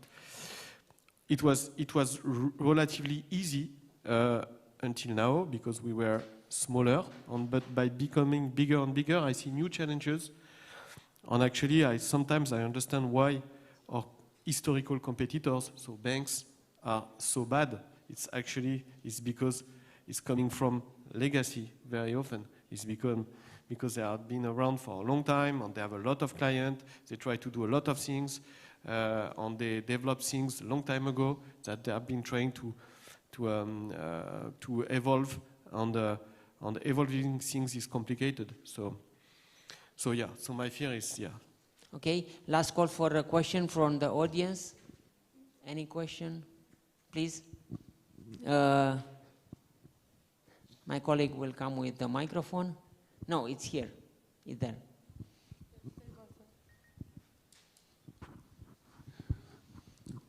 Corneliu Vâlcean from FE Consultancy. I would like to ask you, what do you think is your competitive advantage versus the big multinationals that sometimes are competitive to you in this region? It's the same question for all of you. Who wants to answer first? Akos? Yeah, we feel that yes, there is competition on this market, but we have to find the clear, unique selling points. And after 100 customers, we see that we are not only competing. I mentioned teams, for example, but we became their partners. So we try to find ways to complement their solutions. They create a general product for masses, for the globe. And if we have a good understanding of our culture, of our geography and our target segments, then we can make a difference. We can create extra value on top of these global solutions. Okay, Lucia? For us, it's the fact that we started the business by promoting for the first time on the Romanian market the integrative medicine concept, and the fact that we introduced a lot of innovative ingredients, so we are a trendsetter, and it's not easy to build on that. After that, I think it's our customer-centric approach and also our organizational culture. We are really strong here. Lucian? So the question was about the biggest competitor, yeah. Right? So for our long-term goal, the biggest competitor is InPost for Poland, but we are lucky because they are focusing on Western Europe. So we have time to strengthen our position here. For short term, they are the market leaders in all these countries. Okay. Zveletozar? It's really competitive market. It's a business that is growing fast. There is new companies that are taking part of the market because the e-shops are looking for new solutions. They are looking for flexibility. So from e-shipments perspective, it's really important, and we need to keep it like this, is a good mix of delivery solutions. So we are providing e-fulfillment. Of course, if the clients are able to provide us with the products that they are selling in one of our fulfillment locations. If they don't, if they prefer to do their own pick and pack activities, we can collect from their addresses. So it's a good mix. And of course, in each and every country that we are doing e-commerce deliveries, we have at least 2 strong local partners, last mile solutions, so they can be listed into the checkout of the e-shop. And this flexibility can be provided only from companies like ours. They cannot be provided from the huge classic, let's say, cross-border couriers, because when we're speaking about cross-border solutions, and if the e-shop is using one of those really big international couriers, what they can provide to the e-shop is one single solution. It's how they are delivering it. Their home or out of home, it's based on one single portfolio of services. With us, the e-shop have the flexibility to choose and to provide different range of delivery solutions into the checkout. So it's really not unique, but it's good combination of services that we are providing. So that because I think that because we are growing that fast, and we'll keep our growth in a good way. Roxana? I think Ivaterm is a modern version of dermocosmetics. We compete with multinationals, big multinationals, on all the market. For sure, efficiency, thermal water, the originality of the thermal water with this mineralization is very effective. So I think because young customers do not want to use what their mothers are using anymore. So they are looking for a sustainable brand, transparent brands, efficiency, safety. And I think we are in a good place also because customers are more and more looking for effective and safe products. Pierre-Antoine, the competition with the multinational? Yeah, it's about legacy. I think we don't have the same legacy than those multinational. So for us, it's easier to offer a better service to our client. And this is the first thing. And second thing is probably our culture, entrepreneurship spirit, that probably is not the same with big multinational. So because we have the right culture to offer a good service to our client, we can do better than those big multinational. Okay. The last question. Okay, please. Good morning. Thank you very much for everything, for being here and for the information. I'm Alex, franchise manager from Velocita.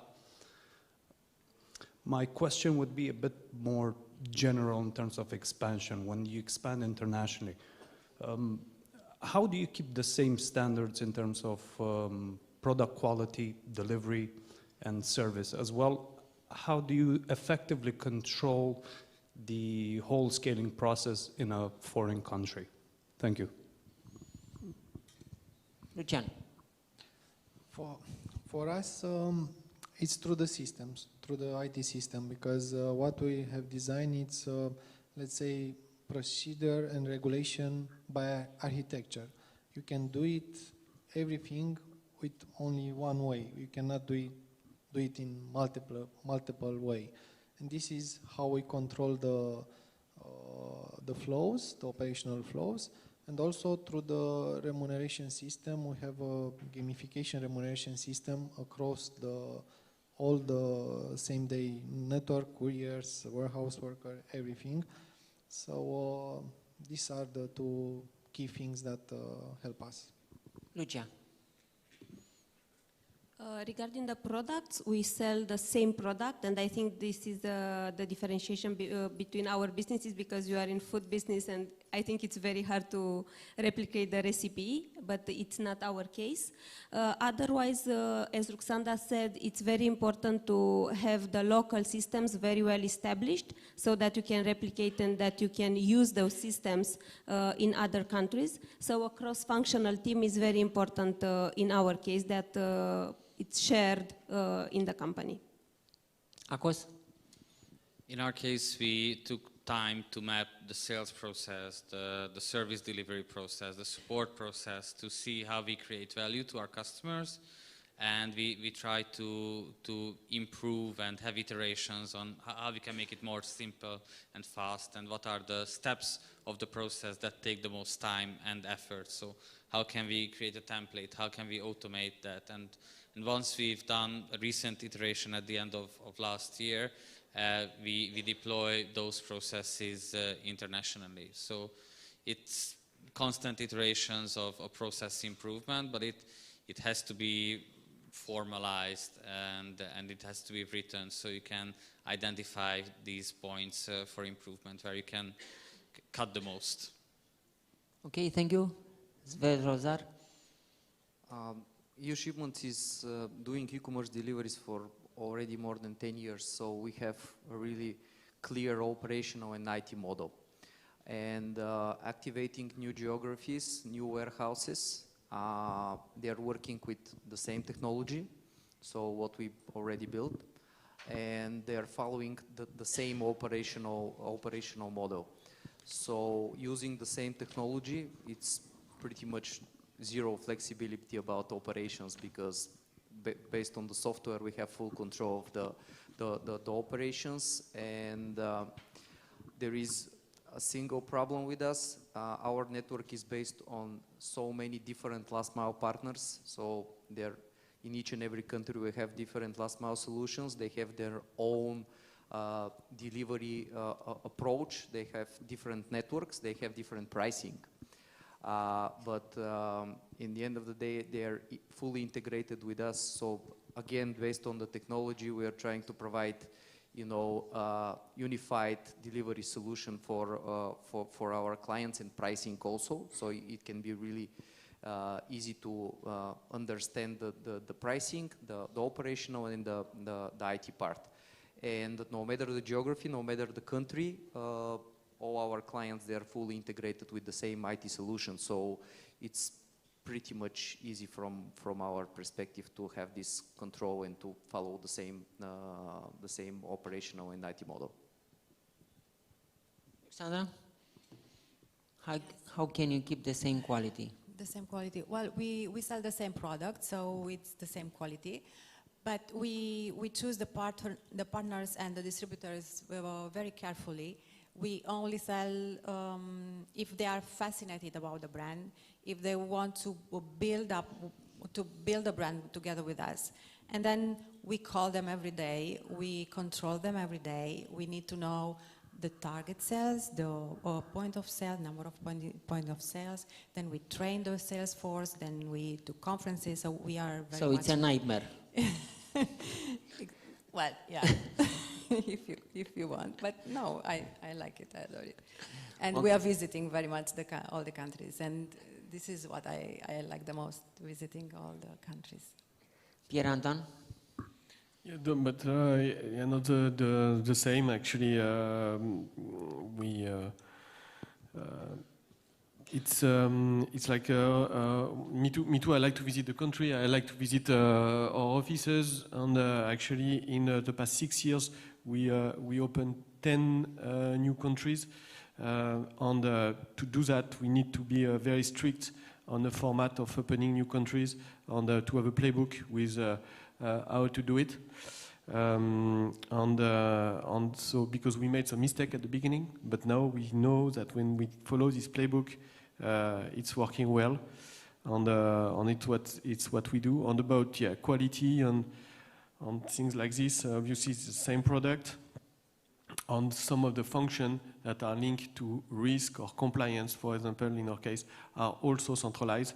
So they are in the countries, but also with a strong support of the headquarters. So on this, how we be sure to have the same product and offering everywhere. Okay, thank you all of you for your question, and let's applaud them. And Johan, it's your turn. Thank you.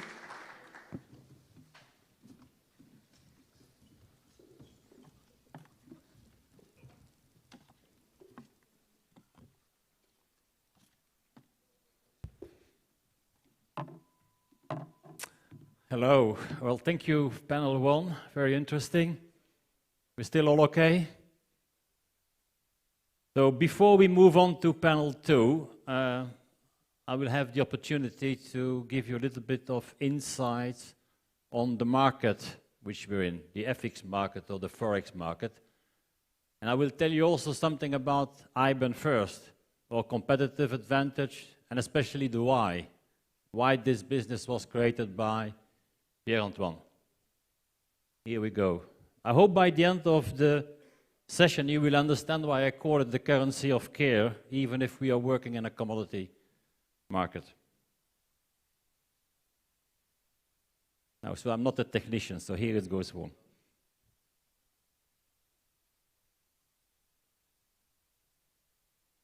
Can somebody help me with... Press harder, okay. Ah, the big one. I took the small one. And by the way, I'm talking about small. The FX market is the largest market in the world. Yeah. You need to think about it that every day, I'm talking every day, 6 trillion, I don't know how much numbers that is, behind the 6, is exchange. So 6 million every day transaction happens between one currency and the other. To put it a little bit in perspective, you actually can buy all these companies every day. It's also the major revenue driver of the banks, payments and FX. 60%. So, not a surprise, there's a lot of competition, a lot of things going on. Who are the heavyweights? You might think that we work in finance and we cannot add up because that adds up to more than 100%. There's a buy and a sell side when you do a currency transaction. So in 88% of the transaction, the dollar is on the buy or the sell. So dollar is very dominant still. Euro in 1/3 of the transaction. Second largest market, China, 4% only. Used to be much lower. So we expect that to become into the top 5. Now, how does the FX market work? Because it's big, I said, look, let's take something other big, the Milky Way. So, by the way, the person in the middle, you don't recognize him, but it's Pierre-Antoine, so he's branded there. So, who is setting those rates? Yeah? Where is it set? So, the way I'm comparing it is that these are the global banks. Those are not regional banks. Those are the big ones, the cities, the Barclays. And it's actually what they transact between each other, the interbank, that is the closest to the real exchange rate. Now, the thing is that the further you go away, the more you're going to pay for your transaction. Yeah? You have the multinationals there, the Apples of this world, the regional banks, the corporate, the SMEs. And here, for instance, I'm in Ottopen when I'm exchanging my lei to Rome. The prices are actually increasing further you go, also the cost of your payment. So the idea behind iBanFirst is to say, look, let's create some volume, that we have the interest of the interbank, of the global banks to give us the liquidity. And we will offer the same prices that only can be attributed to the multinationals with their treasury departments and their volumes, to actually the people who really need it, the SMEs when you start up a business, which is the corporate and the SME business. So when Pierre-Antoine was working for Saxa, he saw that margins are very tight when you do an FX transaction, but then when you make it deliverable, when you do a payment, and you end up with the SMEs, it's actually very expensive. So we have the volume now, so we're part of the inner circle. We're developing products like the treasurers are developing in the global banks and the multinationals, and we're actually offering it to the corporates and the SMEs. And we do that with real people in the market. It's a kind of an outsourced treasury department you will have if you work with us. So that's a little bit how I think why we have iBanFirst, what our ambition is, and how we make that happen. Why we can do it cheaper is obviously, we talk about legacy issues, but yeah, we don't have large headquarters and large branches. Yeah, Romania, we have about 10, 15 people, 5 people in Bulgaria, so we don't have a large cost structure, and therefore we can give probably more competitive prices and definitely services than our friendly banks. This is where we currently are with iBanFirst. So 13 offices, 10 countries, and so for over the last year and a half, we are present in this region.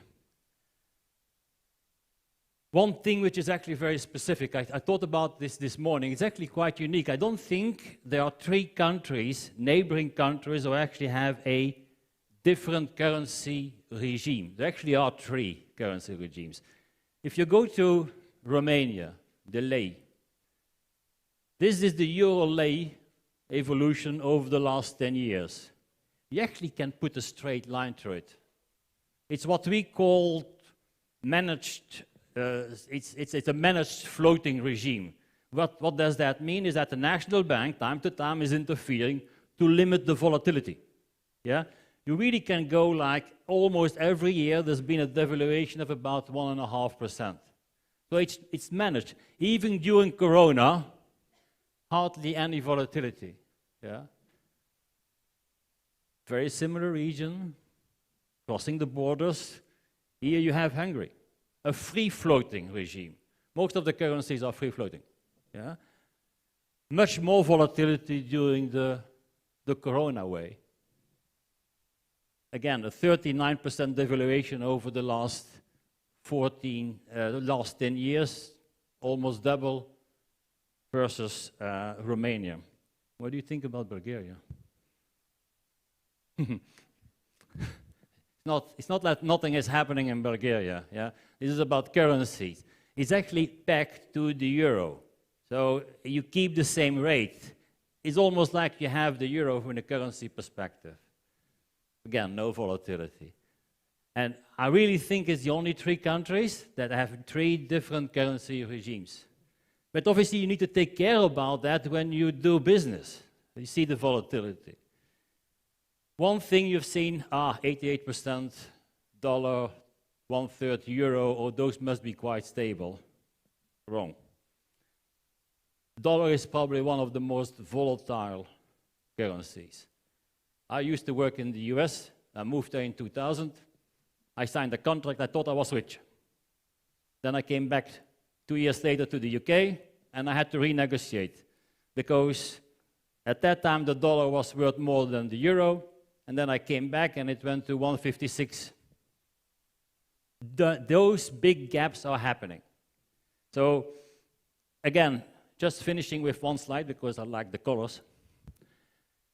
These are the volatility you see when you compare your local currency, the lei, the UV, and the leva, 63, 93, 41%. I don't think I need to accentuate that.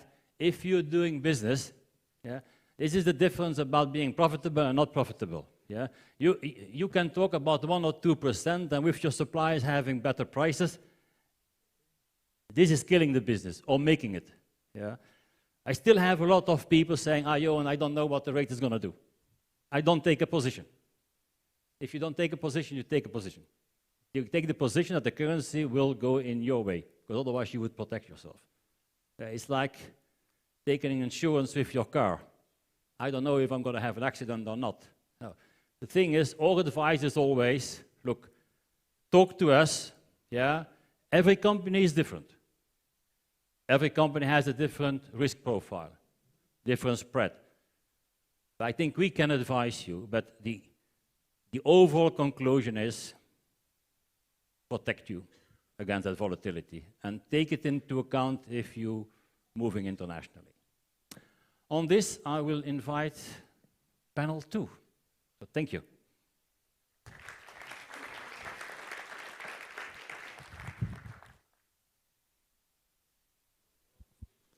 Thank you very much. We go to panel 2. The moderator will be Ivailo Ivanov from the founder, Institute Eastern Europe. Hello, and present Hi, your guest. Okay, Hi, let's everyone. applaud him. Let's applaud. Thank you, guys. Thank you for having me here. Thanks to the organizers, to the sponsors, and big thank you for all of you for being here with us today. Okay, and I'm Ivailo Ivanov. I'm Director of Founder Institute for Eastern Europe. I help founders with ideas become fundable startup structures eventually. Today in the first panel we heard what the companies have to say, what the startups think about the world today, and now it is turn for the investors to say their word. Now we're going to be talking about raising capital, and please welcome on the stage my friends today, Elvin, Claudio, Ivailo, Julia, and Shandor, and Rudolf. Guys, please join me on the stage. Come on, louder. Let's do this noisier.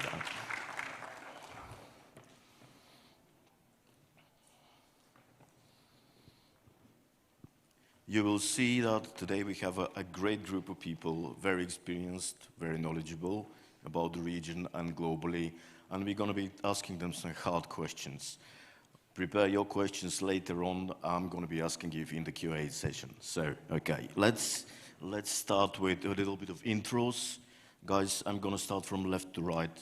So please say a couple of words about yourself, about your organization. Elvin, let's start with you, please. Take one. Thank you, and I thank the organizers and especially Mirela for having me here. Our fund Invenio has been in business for the past 10 years, initially focusing on Bulgaria, but increasingly looking regionally. Both our partners' expertise, background, and work so far has been in industry. We see ourselves as managers that simply have money to invest. As beneficiaries of European Investment Fund programs, as I suspect most of the funds on this panel, we are committed to helping companies to compete better in the regional and in the world stage.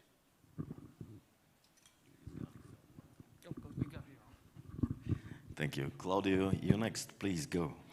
Hello everyone. Thank you for having us here. Usually I don't speak about the fund, but I'll just say I tend to speak almost always about the companies in which we invest because the entrepreneurs are doing all the hard work.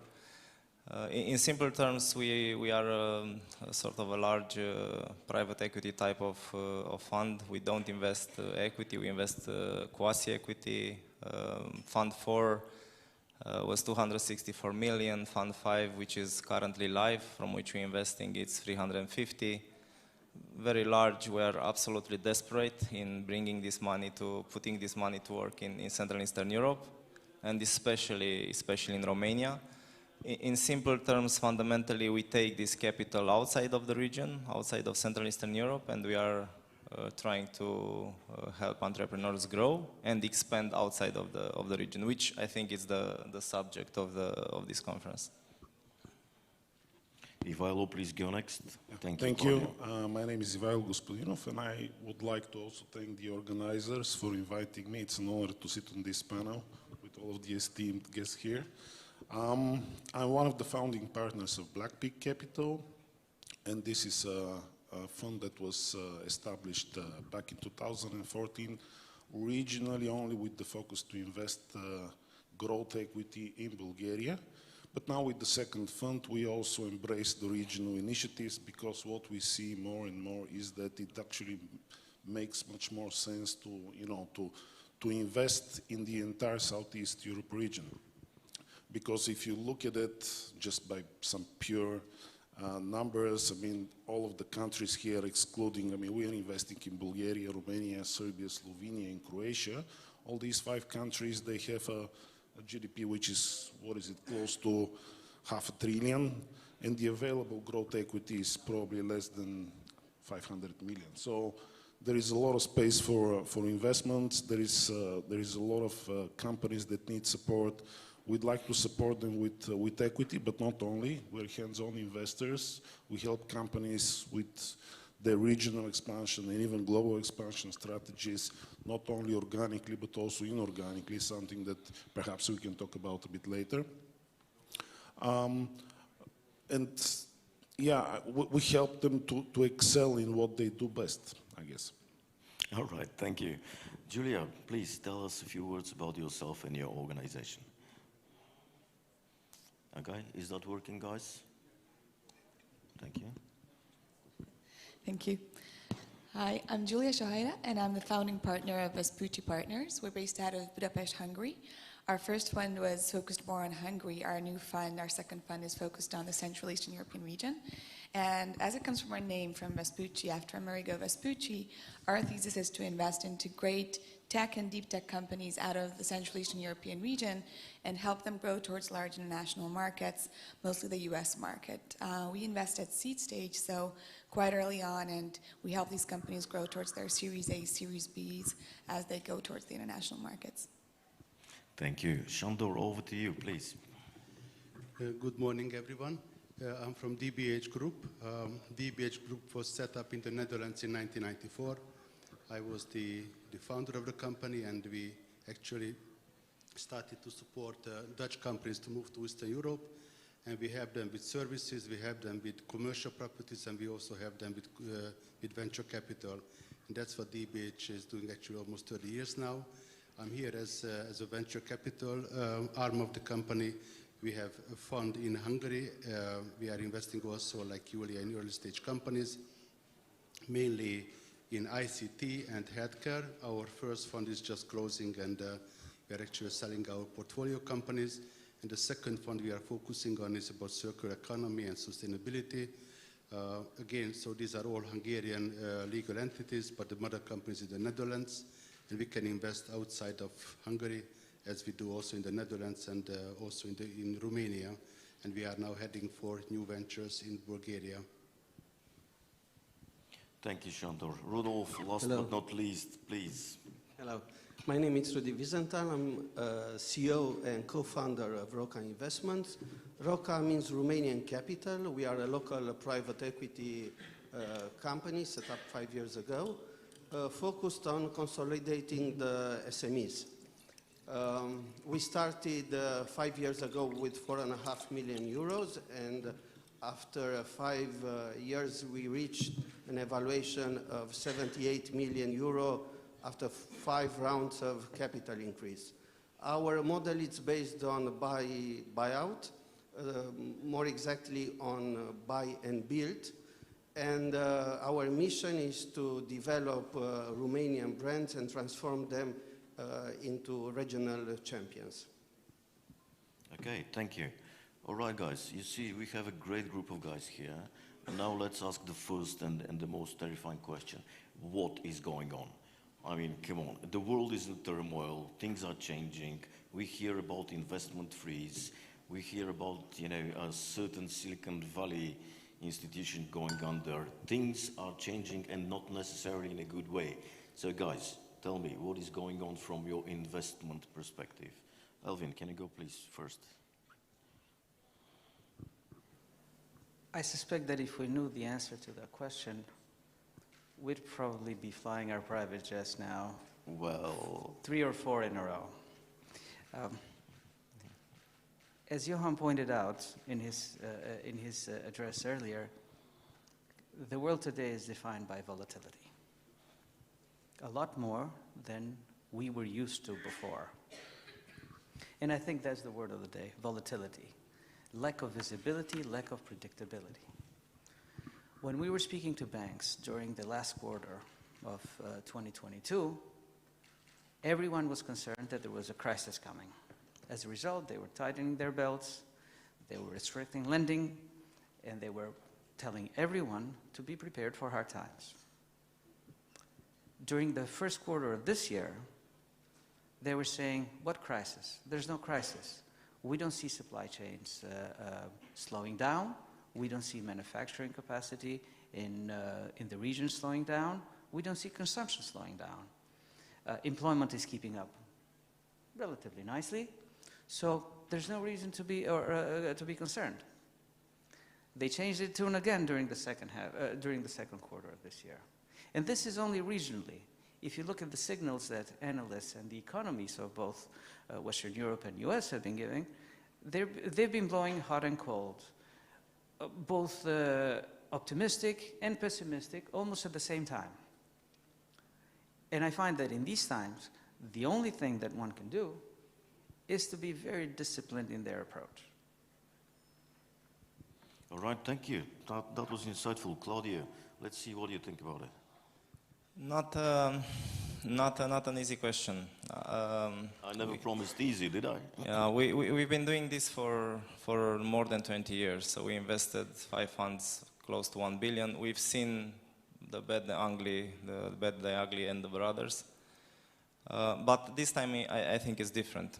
And we are trying to make sense of the world, looking at macro themes and pervasive drivers. And I would say that in our book, at least, we are looking at three key issues which are, in a sense, molding the current environment. One is inflation and, of course, the effect on labor market. Second is the world as defined by, let's call it ex-world, ex-China world. And I will come to this in a second. And the third one is this artificial intelligence topic, which is pervasive on all the news. But unfortunately, if you dig down, has very, very deep implications in almost wherever you look. And these three, they are not unidirectional. Some of them are pushing the economy in one direction, some in other directions. So inflation, we've been doing quantitative easing and liquidity for a very long time. This boosts, of course, inflation. Inflation, of course, affects the labor market. And I think we are about to witness an inflection point in labor market. If you look in the last 20, 30 years at the tension between labor market and capital, was always on the favored side. So the owners of the capital were able to get more from the value added created by a business. This was about to change. I think we were about an inflection point. If you look at the jobs that are available, not necessarily Romania has a difficult time to provide this type of figures, but you can take ex-proxy EU and US. There are millions of jobs that nobody would take.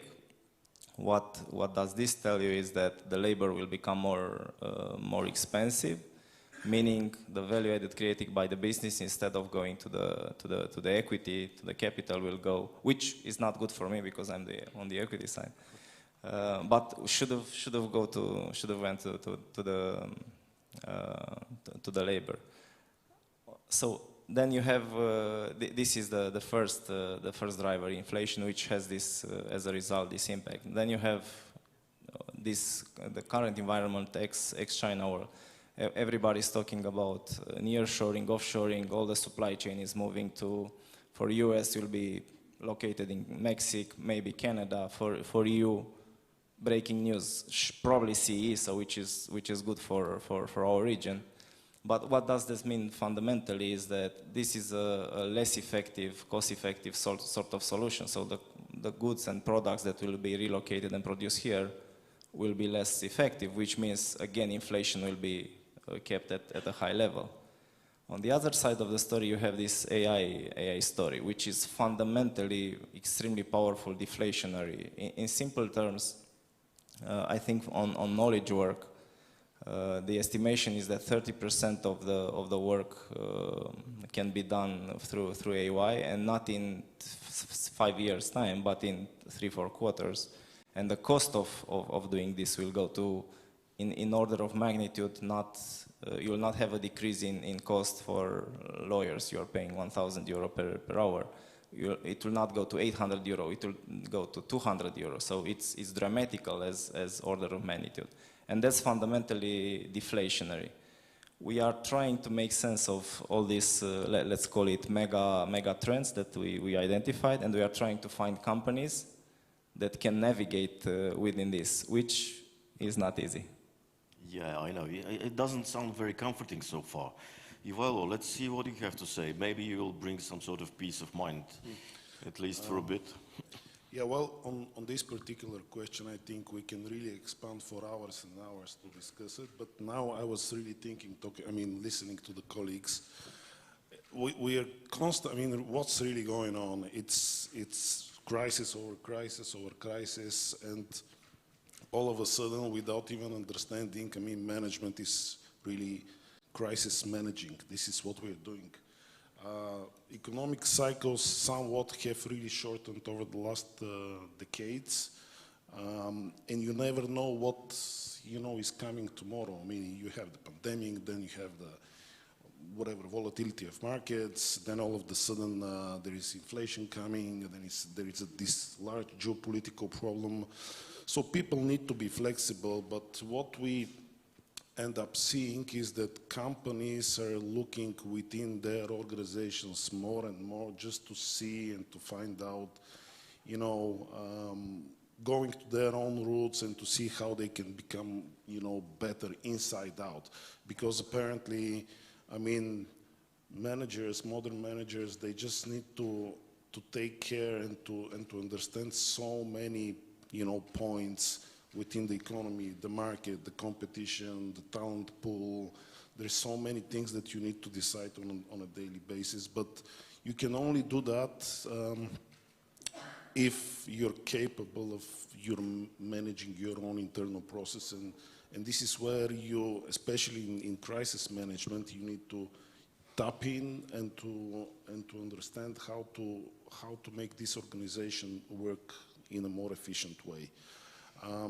Because then you will be much more resilient to another crisis which is around the corner, and you'll probably be able to translate your internal success story to the market and make it out there, because it's a tough condition and it's tough for everybody on this market, and probably this is something that everybody needs to take a note on.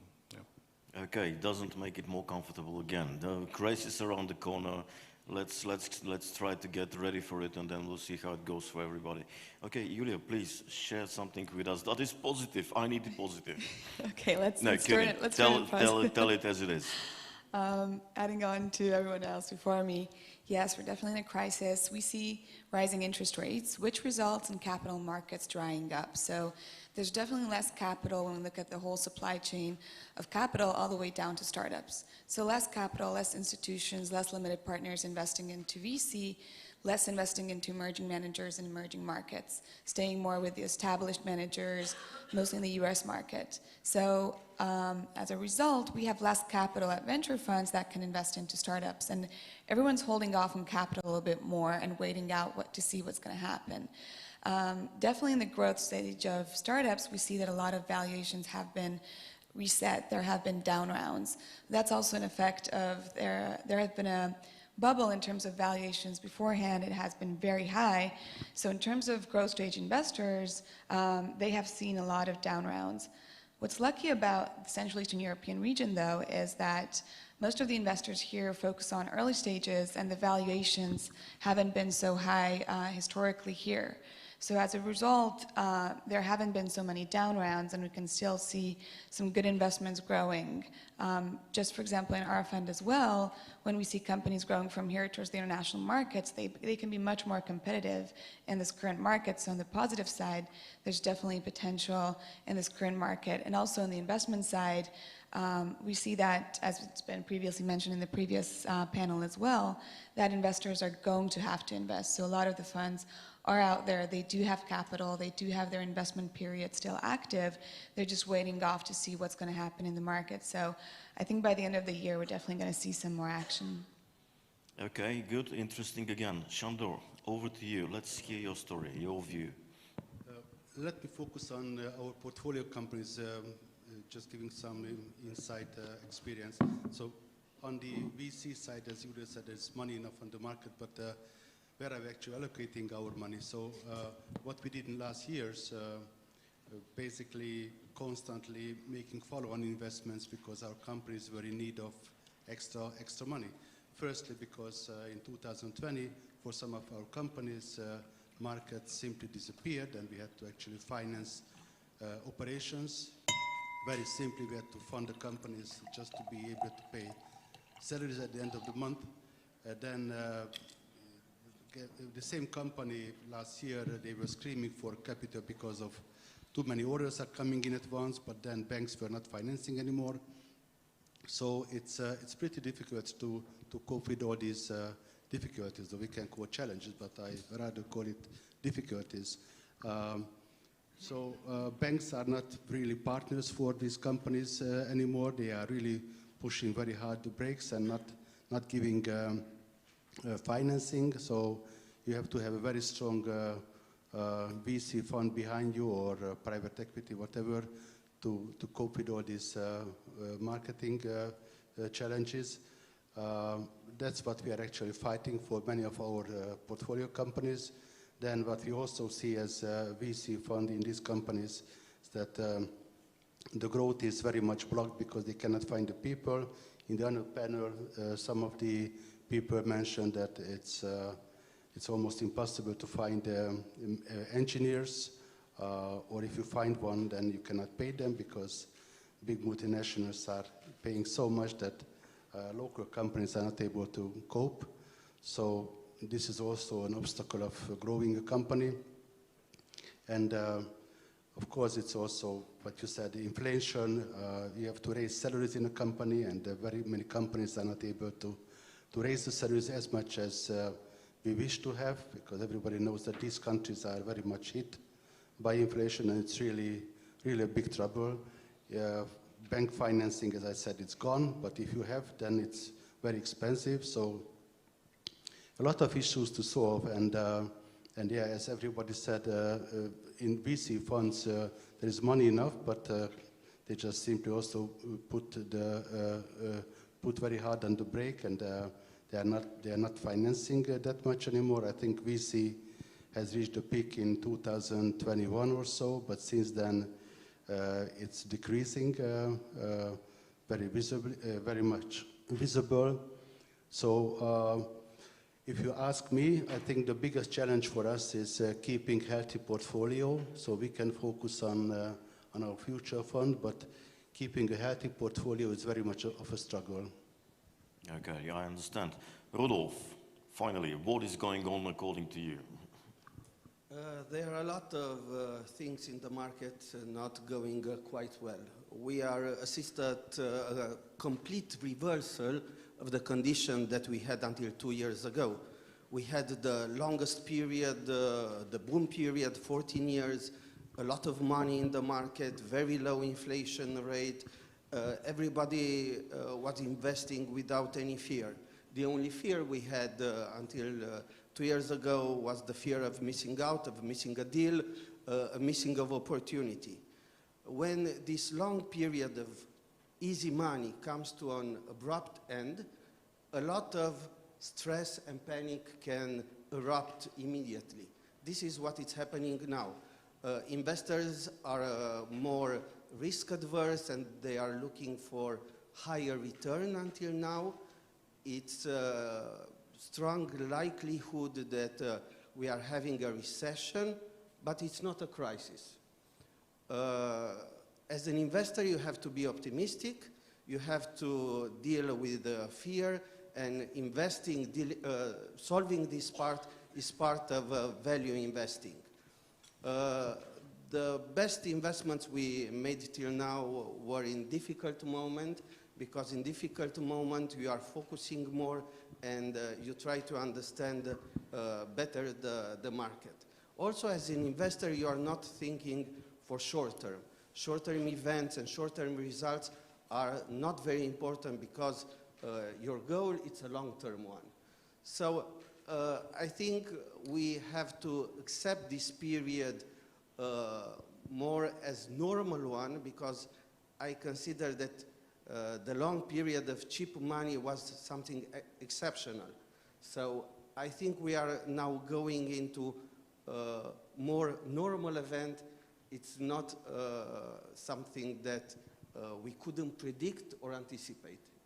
It's the life of economic cycle. Yeah, okay, thank you. Okay, guys, as you can hear, those are difficult times.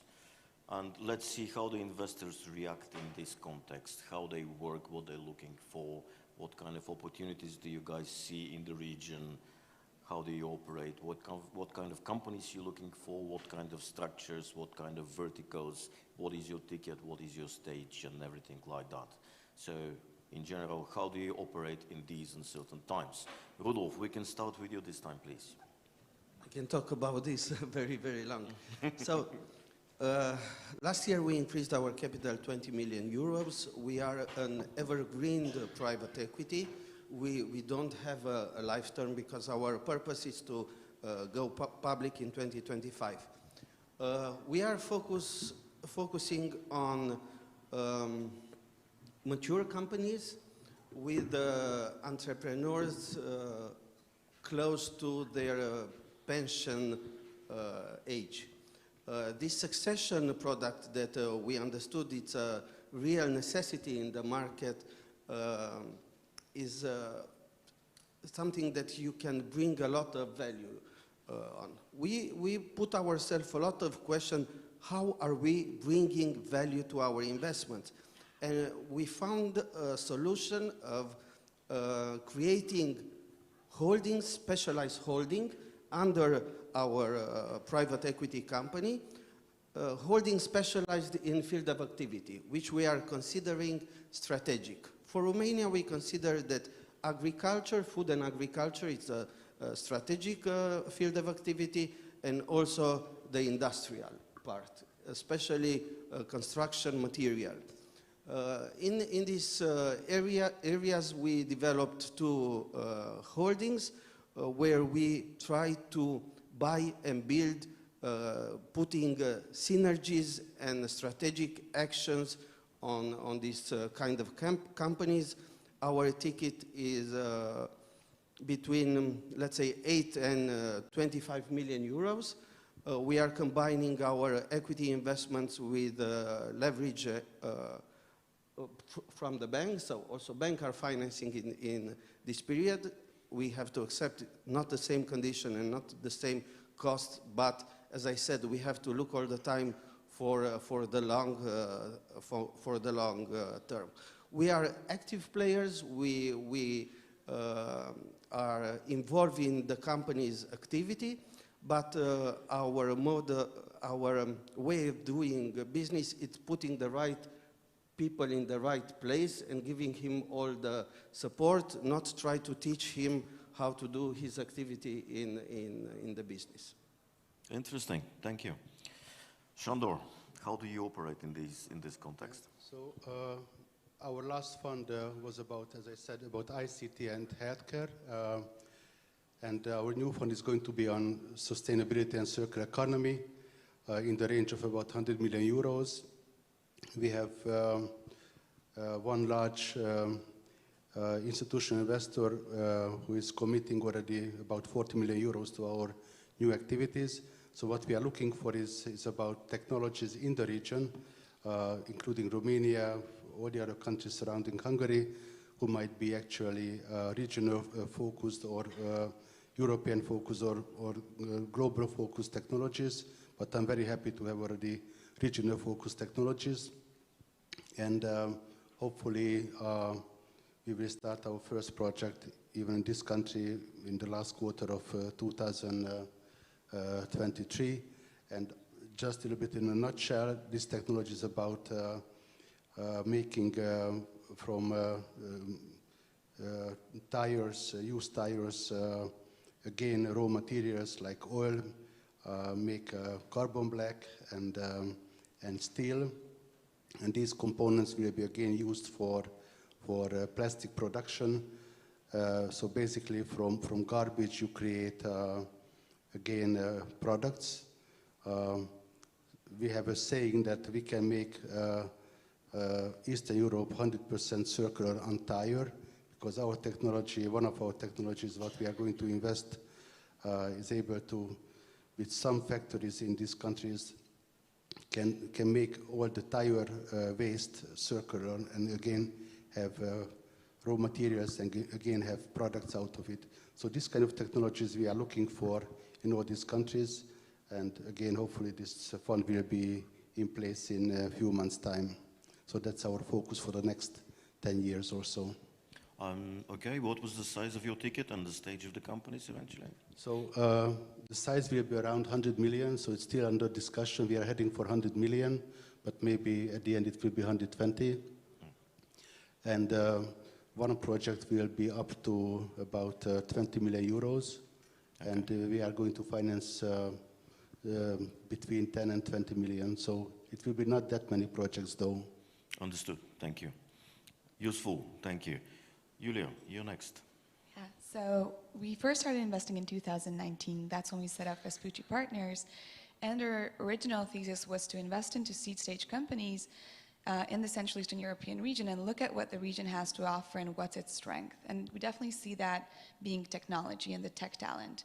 So we say that we invest into deep tech startups from the region that actually have a competitive advantage with technology in the large international markets, such as the US as well, and take them straight to the large international market, because one thing that can actually be the strength of this region, which sometimes isn't interpreted as such, is that there are very small markets here, different fragmented small countries.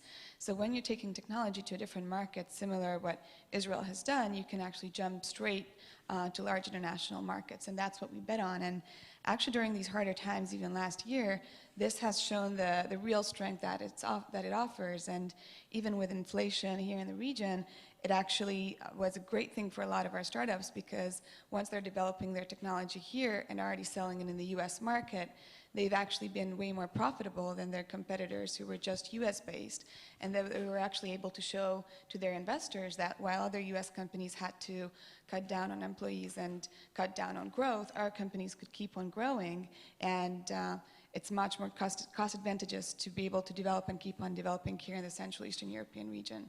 So this definitely paid out for us, and we're actually seeing great results where our companies are actually having up rounds during these market circumstances, which is a great thing, and actually able to do that with US investors already coming in for their next rounds. We have an exit coming up soon as well.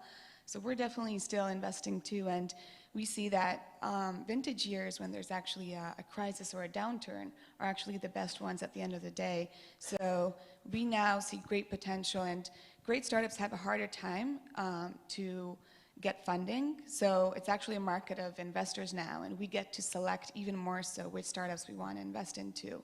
We're also now currently fundraising, which on one hand, it's definitely trickier for us as well as a venture capital fund.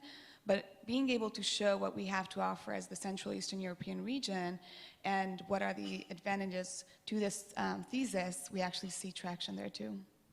Excellent. And again, your stage of investment and what's your ticket size? Yes, so we're investing at the seed stage, and ticket size is from 1 to 3 million euros, and we're usually the lead investors.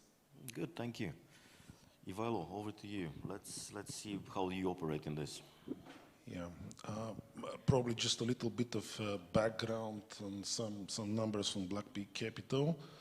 So we are running a regional sort of initiative, 5 countries, Bulgaria, Romania, Serbia, Croatia, and Slovenia. These are the countries where we can invest. Our current funding is in its 2nd year, and we have been able to raise 126 million euro, which is dedicated on a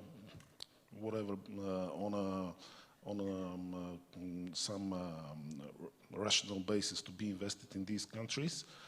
We are pure growth equity investor, which means that we would like to invest in more mature companies, companies which have already passed the venture life cycle and have entered into growth stage, companies that have established business model, that have a good market where they operate on, have a stable and well built C-level team that can pull out the business strategy and understands how to grow the company.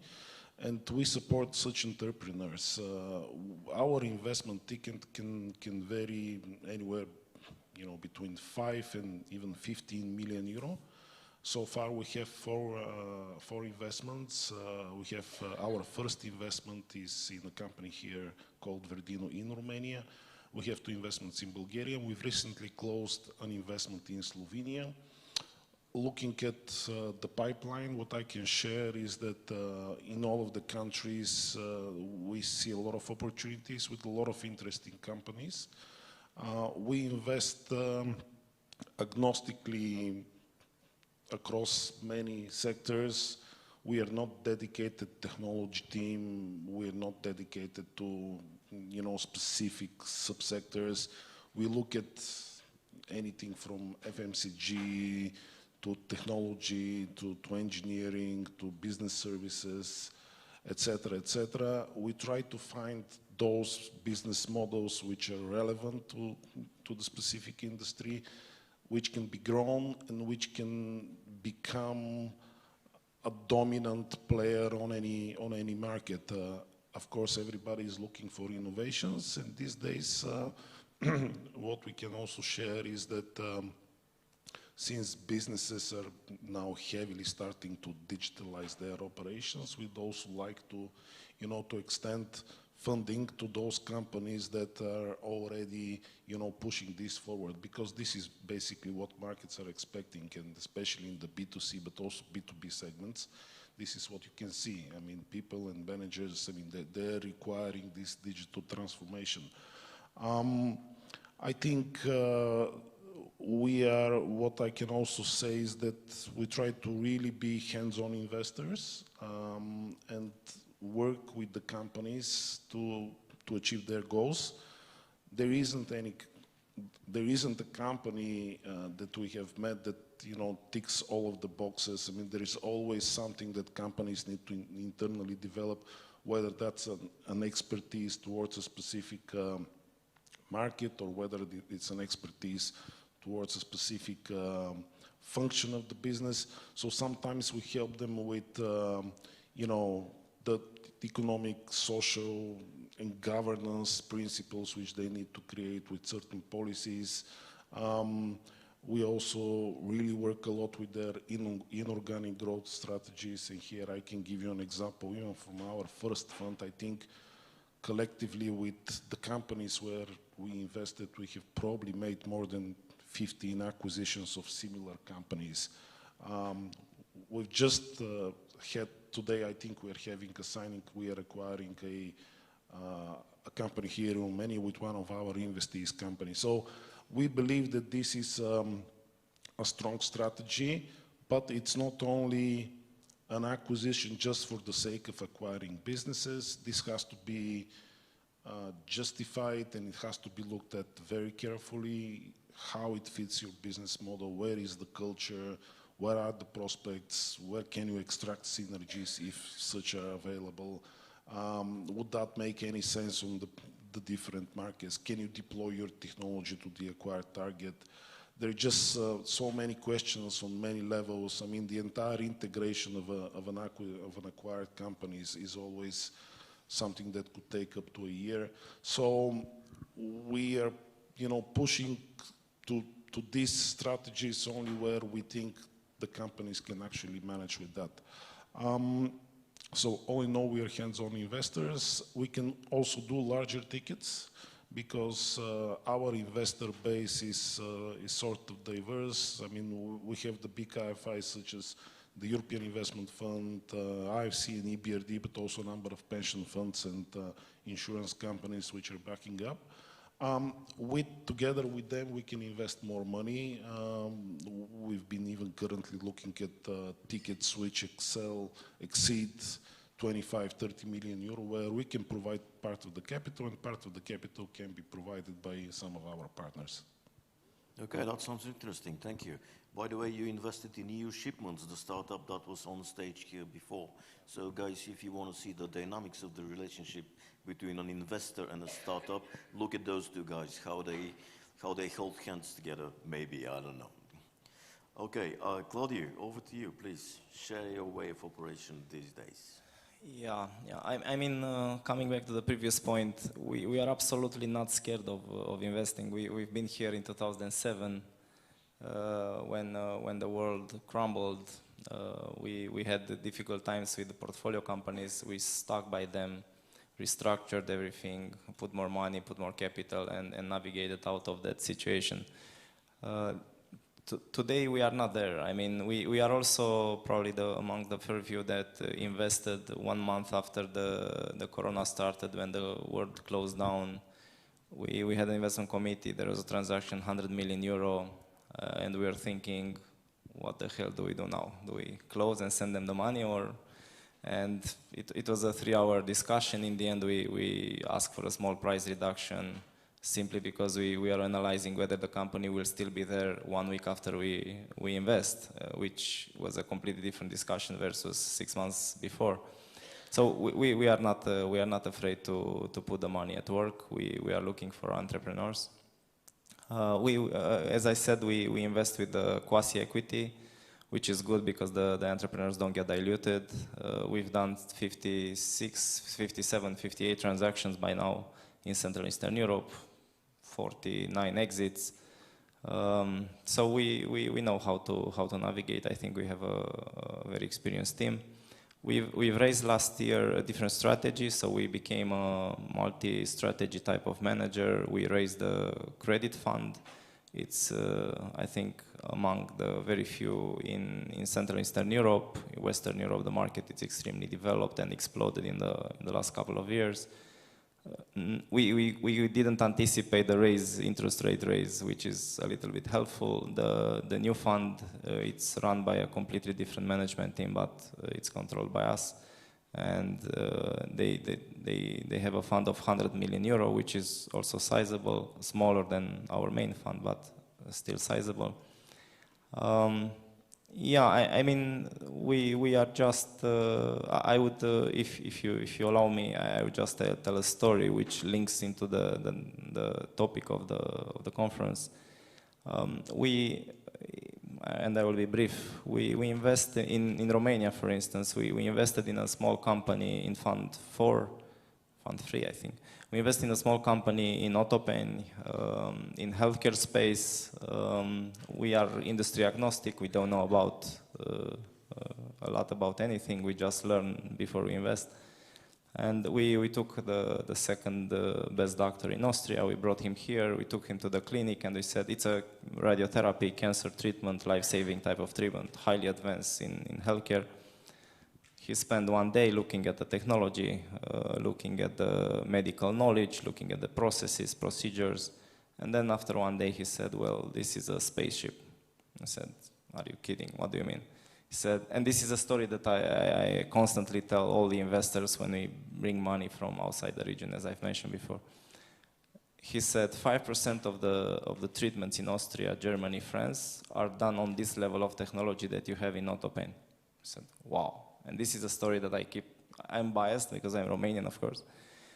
We invested in the company. The company was for 5 million euro turnover, a couple of million EBITDA. And we gave them 25 million euro to go. The founders said, we want to become the largest player in Europe. I said, well, okay, that's a nice vision. We like the ambition. How do we do that? So we invested 25 million. We exited 4 years later, 4.5 years later, actually. And our place was taken by a global fund, New York-based, called TRG. When we invested, the company was 5 million turnover. When we exited, it was close to 50. When we invested, EBITDA 2 million. When we exited, it was 13.6. And from Otopeni, they opened Cluj. They opened 2 centers in Poland, very, very large greenfields in Romania and Poland. They acquired 4 centers in France. They built a greenfield in Austria, they acquired in Rome, in Italy. So all of a sudden, a small company in Otopen has become the predominant player in radiotherapy in Europe. Right now, with further funding from the New York-based fund, they are continually to consolidate Western Europe because the opportunity is even greater in Western Europe. So this is what we do in a nutshell. I think this story helps a little bit. Yeah, thank you. That was a great story. Elvin, please share your modus operandi with us. There's a serious disadvantage having to speak last. Everything's been said, right? Everything good has been said. Okay, So, tell us the bad things then. You have no other choice. Let me see if I can say something intelligent and of value here. Rudy mentioned earlier that the best investments are done in tough times. In these tough times, usually the companies with most money, typically Western companies, come in and start buying market share, smaller players, players that can deliver added value in terms of technology, people, or cost manufacturing to their supply chains. For the past 20 years, both in my career as entrepreneur and founder and investor, we've delivered a bit more than $1 billion of value to investors. We've made them rich and happy, but always by selling. When we were setting up this last fund, we decided that instead of being the consolidated, for once, we'd like to be the consolidator. Let's see whether our companies here from the region can start buying up other companies, other competitors, and do successfully on a systematic basis what your company has done so wonderfully. And we do that by basically trying to do everything that my colleagues here said so far, and which I'd rather not repeat. As you have seen, the message from the investors is all the same: how we add value, how we try to create value in our companies. The key is in the execution. If we can help it, and we invest up to 10 million euros in companies, we try to collaborate as much as possible with other investors so that we can enhance both the value of the investments and the value of the companies in which, the value to the founders and to the entrepreneurs. Of course, we'll compete when we have to, but I think all of us are far too small to service properly the needs of all the companies and all the opportunities that are both in Romania and in Bulgaria, and especially if we consider the region as a whole. Okay, thank you. All right, that is how those guys work today. Let's see how they will work in the future. So guys, next question is, how do you think your profession, your investment work will evolve in the future? Can you foretell something? Can you tell us if there is some invest GPT on the horizon and we're going to be doing these things in a different way? And Elvin, you start first, so you can say the clever things first. I was looking at the ad here, and I see that P2's sort of punchline is common sense makes sense. However, I think we're grown-ups and we know that common sense is not so common. So I don't see any threats to our work if we define our work as communicating better, communicating more, and maintaining relationships with good people.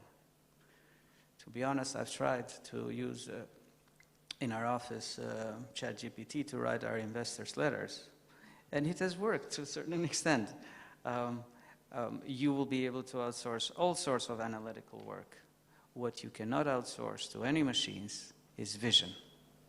What you cannot outsource is ability to collaborate, ability to communicate that vision properly, an ability to assess risks in a way that offers mitigation, what our friends at iBanFirst do. Okay, thank you. Claudia, over to you. Let's see how you see the future. I think as I've mentioned, this AI, it's a mega trend. I don't think we even begin to understand the implications.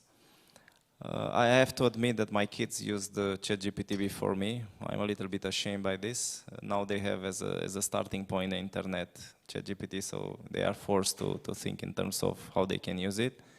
They also tricked a little bit in school because it can write essays, but then there is another software which is changing language in the essay read by GPT, so the professor cannot figure out that they cheated. It's absolutely amazing. Now, jokes aside, we are trying to figure out a way to deploy this type of tool in our industry.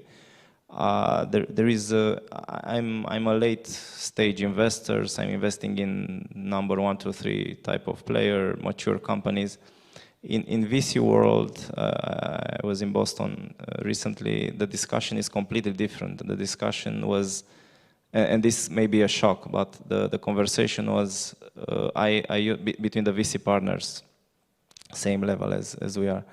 They were saying, I had a €1 billion VC fund. The next one, I think, will be 30 million, 50 million. And it's absolutely mind-blowing and so disruptive. And the explanation is very simple. Do you need a legal entity to create products these days with this artificial intelligence? The answer is no. And there is a famous example, which is, I will just repeat it. I just took this example from somebody smarter than me. It took 6 hours to create an object recognition software. 2 years ago, Sequoia of the world would have invested €50 million in the startup to create this type of product. Now in 6 hours, one guy at home, no coding experience was... Then the question is, do you need the VC industry as... So my point is, of course, I'm exaggerating. My point is that we cannot try to understand at this point in time the implication, and it's immensely disruptive.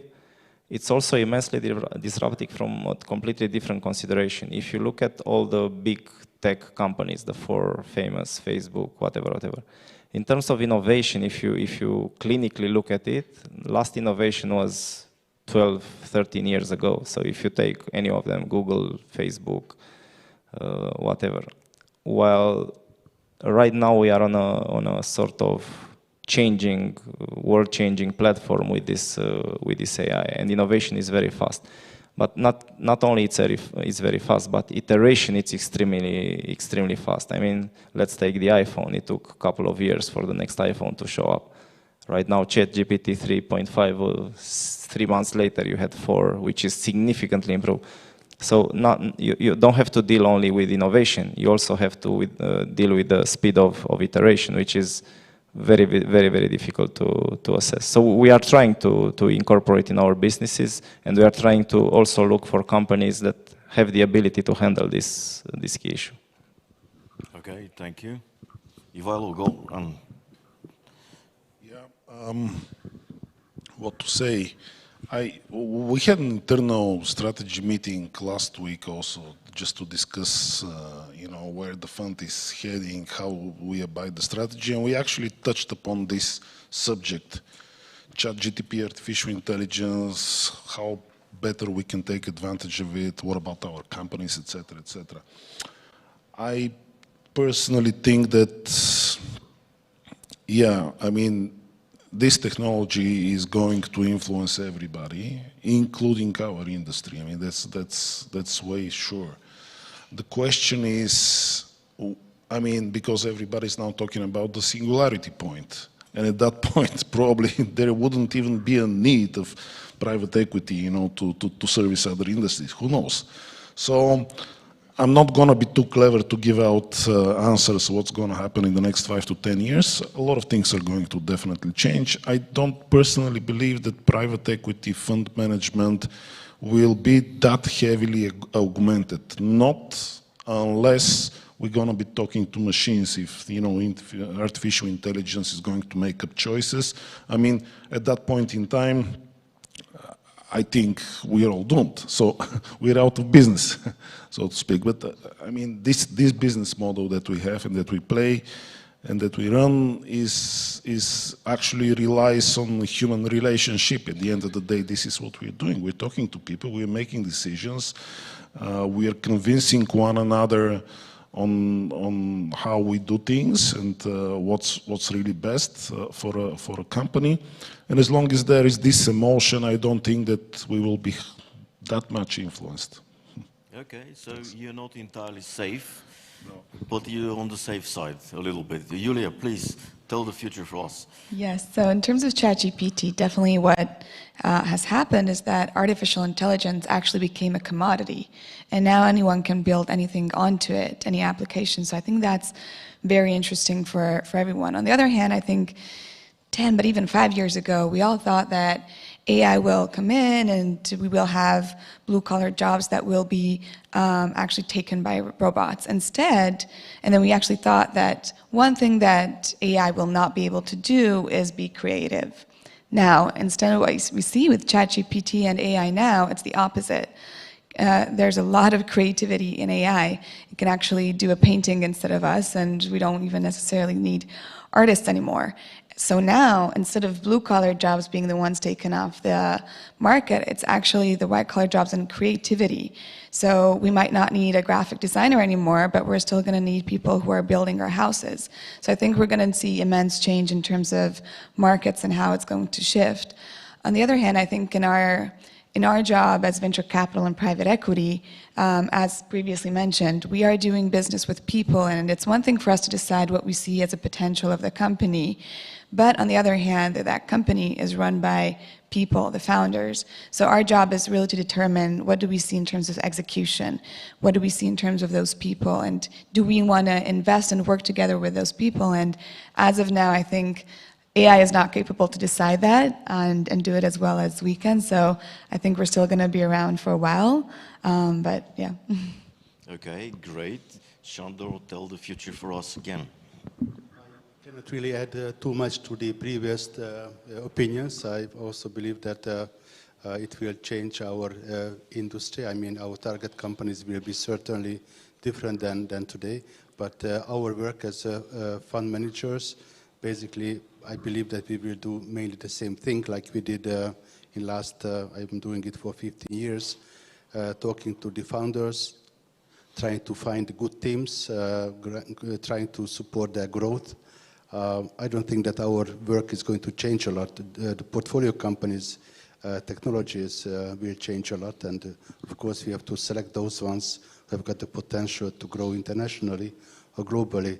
But I think all of us are pretty much sure that there has to be a very good team in all these companies we are investing in, and the chemistry between the fund managers and the founders.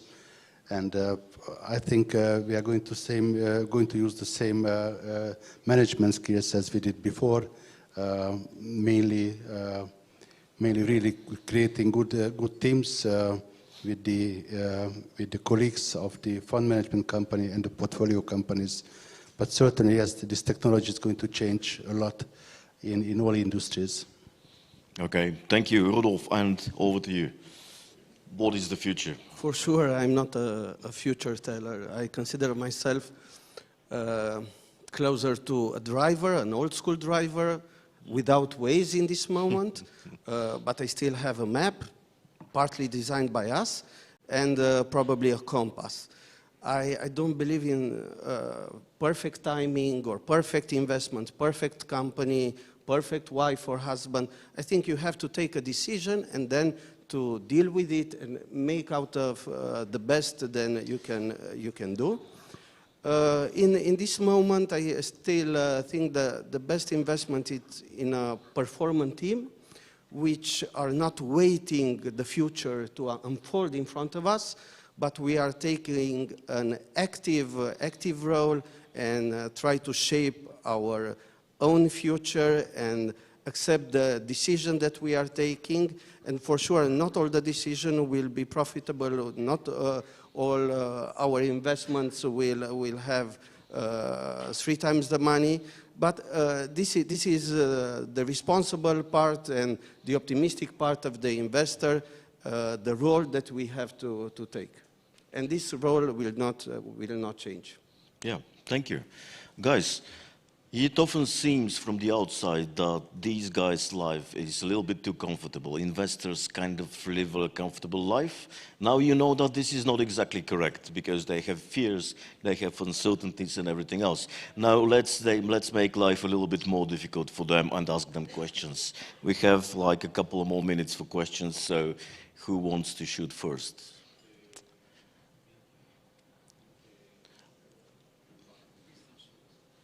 No, okay, please don't shoot, that's the first request.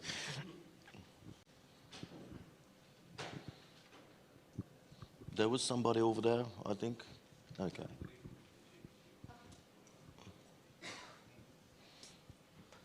And really, now is the time. Ask them directly the questions, the difficult ones, like, will you give me money? How much I can get? Things like that. In the artificial intelligence discussion, there is another big discussion about regulating. And this summer, probably, the European Union will discuss the AI Act. And everybody is expecting EU to be tougher, as usual, than other regions. And everybody's wondering what will be this tougher legislation impacting the investment in AI. So my question is, what do you think about this subject? Investment in AI and regulation, we usually in the EU have tougher regulations than anyone else. How would that affect our, chance to be successful in AI? Is that the right question? Okay, thank you. Quickly, guys, a couple of words, all of you, and then I will take one more question, and that's going to be it. So we are starting from Rudolf because he finished last. So we are not investing in startups. We are not a VC. We are a buyout, mature companies. I'm using ChatGPT only when I have to write an ugly email and I ask the AI to transform it into polite one. So I'm not the right person to answer to this question. Okay, fair. That's a good question. Shandor, do you have anything to add? Me neither. Honestly, we are not very much in deep of analyzing this yet. Of course, we are following, but in our investment decisions, it's not taking any role yet as of today. Good. Julia? Yeah, so as previously mentioned, I think we also always have to adapt. And as of now, what we see is definitely ChatGPT AI is a trend. And when we invest into companies, we don't only have to look at whether that company actually has a need in the market, but do we actually see need in terms of investors wanting to invest into that particular area in their next rounds in the next few years and eventually exit. So definitely AI is a trend now. We are looking at it. We're looking at it in terms of investments as well. And obviously, as regulations come, we're going to have to adapt and see where the opportunities are. But as of now, we have pretty much no clue what it's going to entail. Thank you. Ival? To be honest, I really don't know how this regulation will develop. At the end of the day, I think if this is to be regulated, it needs to be carefully discussed on probably industry by industry level, because different industries will have actually different acknowledgement to such use, especially with the more developed versions of such artificial intelligence. It probably should be regulated because at some point in time will be a security point. And in which way and how, given how European Union is being able to put forward regulation, I really don't know. Hopefully, in the coming 1.5 to 2 years, we'll probably even less than that time, we will be evidencing some results out of such regulation. Okay, thank you. Claudio, what do you think? Well, I think 99.9% of the case uses for artificial intelligence will be extremely spectacularly useful for us. The rest is, it's a nuclear type of bomb. You need regulation to cover that 0.01%. So I'm happy to see any type of regulation. Also, the industry consensus is that while the investments in developing AI were sky high in late years, the investment in managing and understanding the implication was almost zero. So now there will be a wave of investments focused into this direction. So all in all, yes, we absolutely need very strong regulation only because of this very, very small risk, which can have a very, very high impact. Okay, thank you. Elvin? 120 years ago, people were taking advertisements in New York newspapers to warn about the risks of electricity. Humanity has been at this point before. There's this new technology that promises that it will change the world and it will change how humanity lives.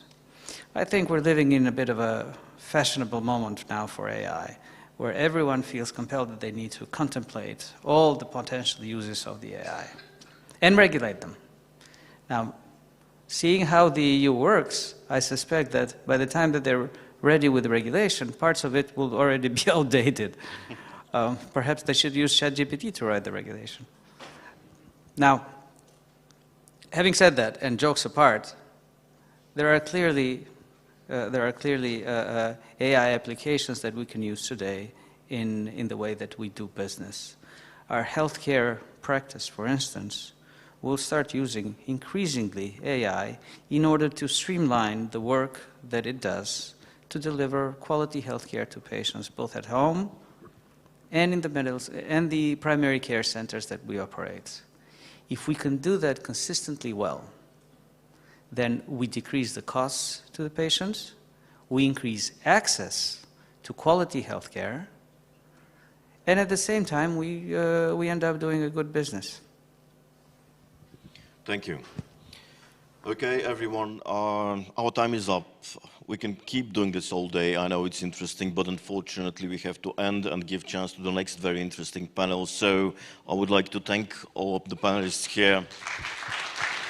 Thank you, guys. And they will be with us in the audience. Do find them, do grab them for drinks and ask them questions directly. And now it's time for our next panel. I'd like to invite Martin Orosz. Is from Hungary, business director of content development at Portfolio Hungary. Hungary's portfolio is something like Ziar Financiar in Hungary. Martin, please welcome and ask your guests to come here. All right, thank you so much. Ladies and gentlemen, welcome to the last panel. We are approaching to the end of the conference, but I believe that it's going to be super exciting. And I've seen that all of you have been listening pretty carefully in the last, let's say, 3 hours. So I'd like to ask if you want to join me with a 1-minute exercise and 1-minute gymnastics. Let's just get some energy for the last panel. Who wants to join? Let's stand up, please. Okay, everyone, please stand up. And let's start with we should turn our heads like this. Okay, and back forth. Okay, we should turn our shoulders a bit. Like this. Okay, now what is coming? The hips are coming. Let's do this. Okay, and let's turn our legs a bit because we've been sitting all day. Like this one. Okay, you've been doing a great job. And let's take a deep breath. Can you feel the business energy going through you? I hope so. Okay, you can have a seat and let me invite my panelists here, who is going to be Daniel Spiridon, CEO Hungary of IMAG, Georgia Moroianu, CEO of Flip, Alexander Alexiev, CEO of Sat Health, and Barnabás Kornél Tóth, Head of Business Development, Chameleon Smart Home.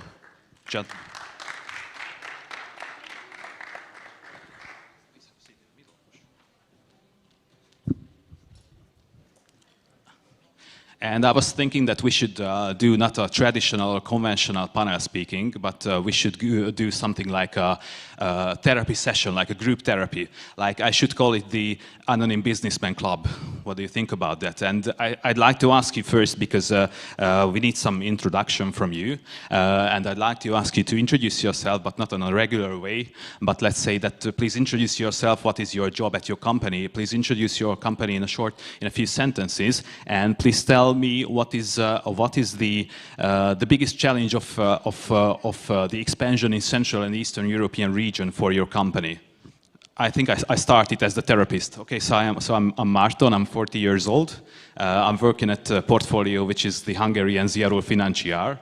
And we are doing media business for sure and conference business for sure.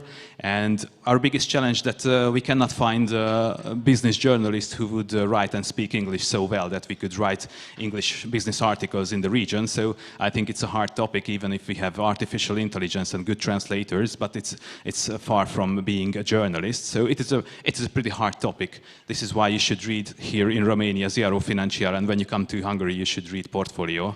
And so this is my story. Please, Daniel. Hello, everyone. Thank you, Márton. Thank you for the invitation. Great event so far. Yeah, my name is Daniel. I am CEO of EMAG Hungary. I'm also responsible for other international operations of EMAG, so also heavily involved in Bulgaria as well. EMAG is the largest e-commerce ecosystem in the region. As a group, and on the e-commerce side we are market leaders in the 3 countries we are in Romania, in Bulgaria and in Hungary.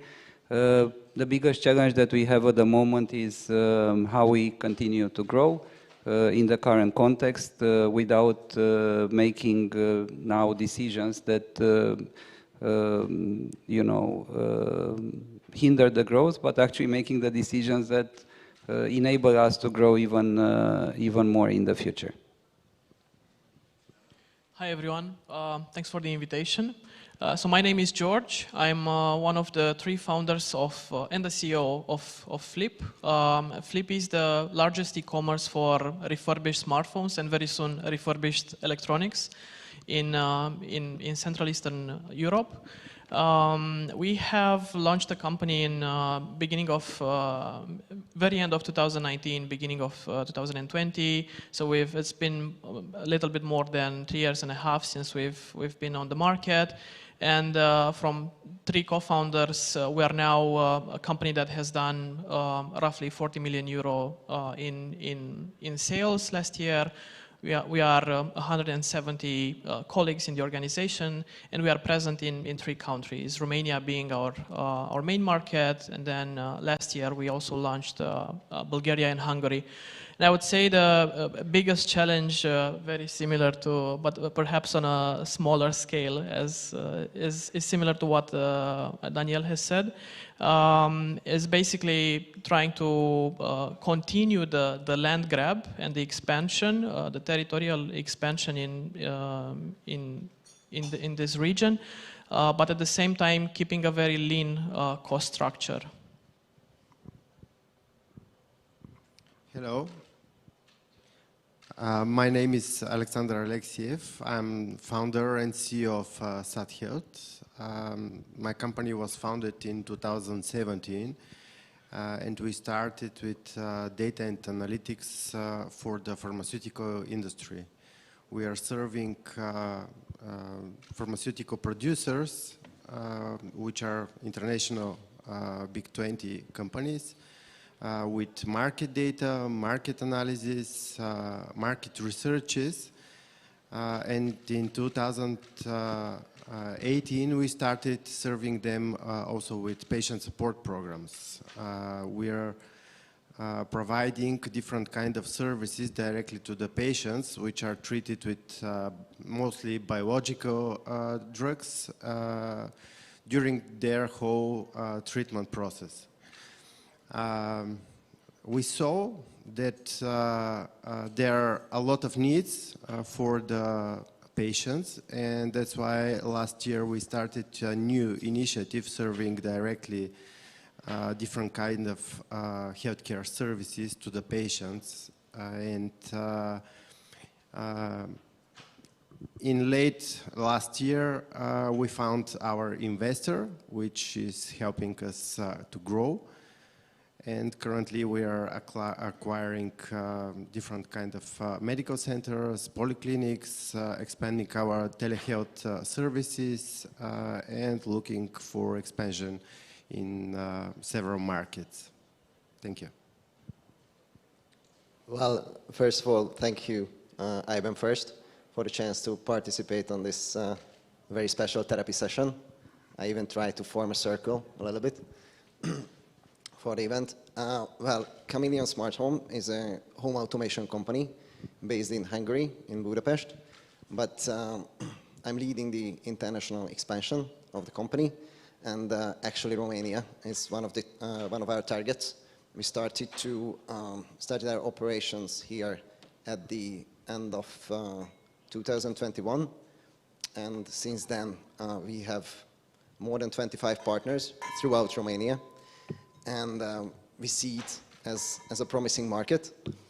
And despite of the fact that we are still a small company, we had huge aspirations for growth, even in this region, but outside of the region as well. So in this region, we are currently participating, we currently have operations in Hungary, in Romania, in Serbia, some in Germany, but as well now we have projects in Canada, so across the sea as well. That's it for now, I guess. Okay, thanks for the honesty. And I just love to ask, when I'm doing interviews with CEOs in Hungary, I always ask them what is their strategy. And in these months and these years, what we are living, I think that we are living in a pretty difficult era. I say two things: there's a war in our neighborhood, and there's such a huge inflation in whole Europe. And I'm always asking, what is their strategy? Are they trying to survive nowadays, or are they trying to build a long-term strategy? And if they are trying to build a long-term strategy, how is it possible to build a long-term strategy in 2023?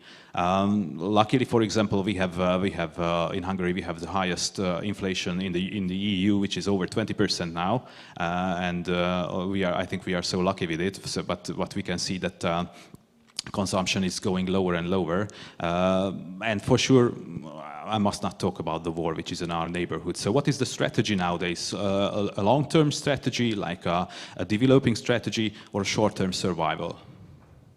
Barnabas, which please? Well, both. Like you obviously have to fight the current conditions, and you have to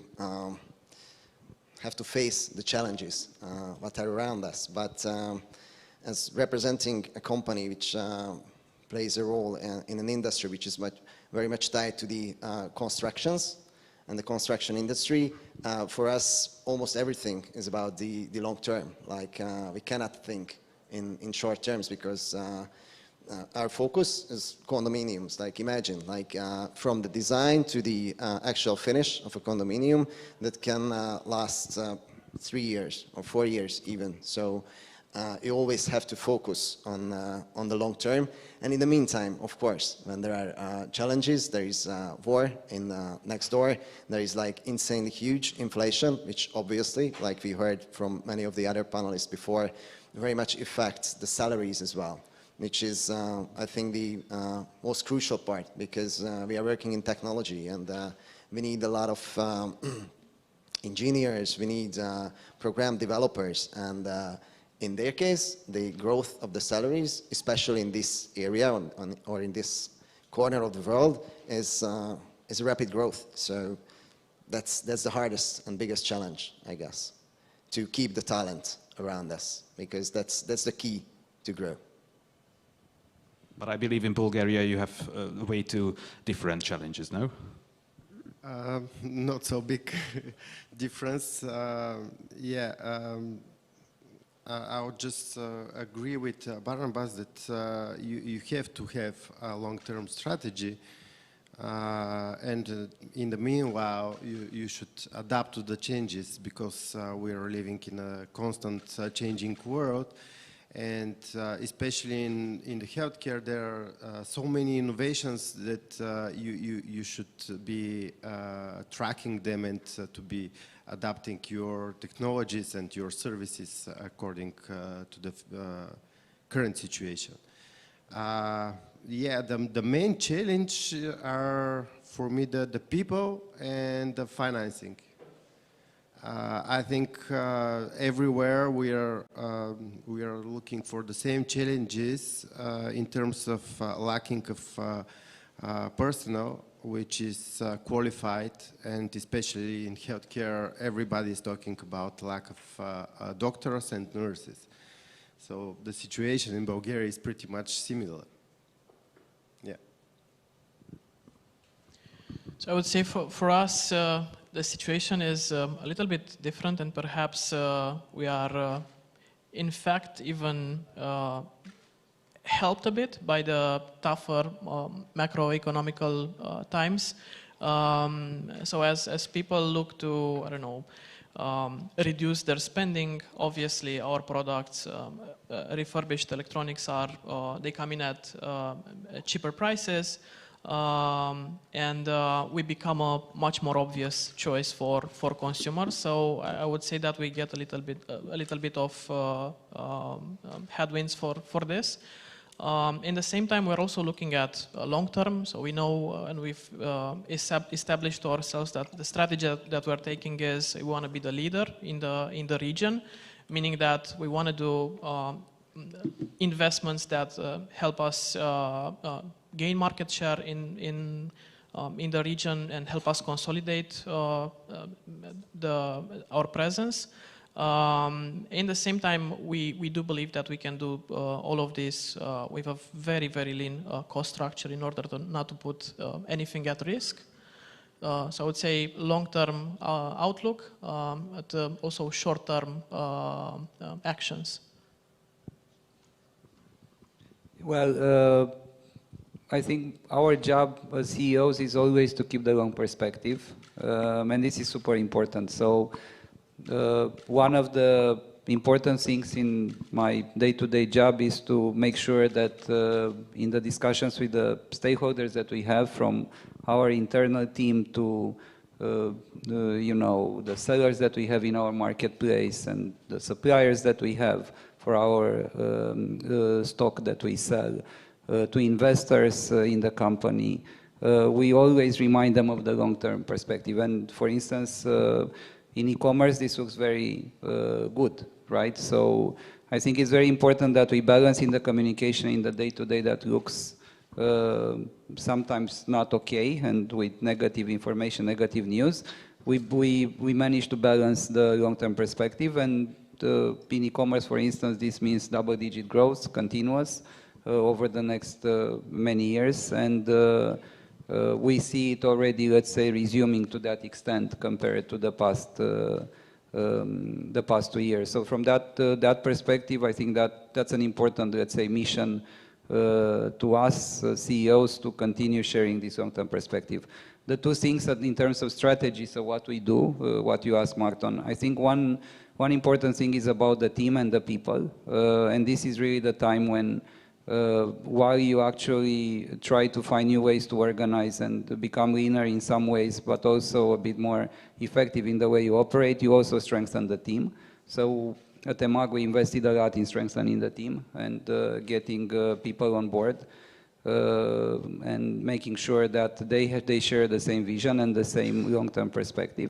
And the second thing is, and this is also super important, is that we also change sometimes the narrative. And I give you a very specific example. For some of the entrepreneurs that we work with, even if the time is difficult, they actually sell more. Because we have, for instance, in our regional marketplace, in the last 1.5 years, let's say so, when the economic climate changed to a certain extent, we have around 3,000 entrepreneurs that started selling from Romania to Hungary and Bulgaria, or from Hungary and Bulgaria to the other two countries.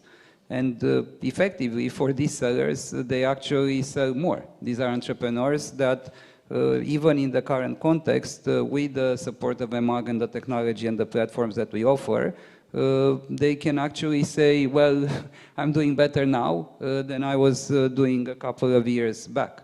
So this, I think, having also this side of the picture, that there is sometimes also winners in a certain context, it is very important. And also for entrepreneurs, seeing the opportunities that are offered, and you know, EMAG is one of them, but also many others, to continue growing, it's super, super important. And is it easier, all of you feel this, is it easier to grow now and expand now in this region than it was 2, 3, 5 years ago? Or you have much more difficulties?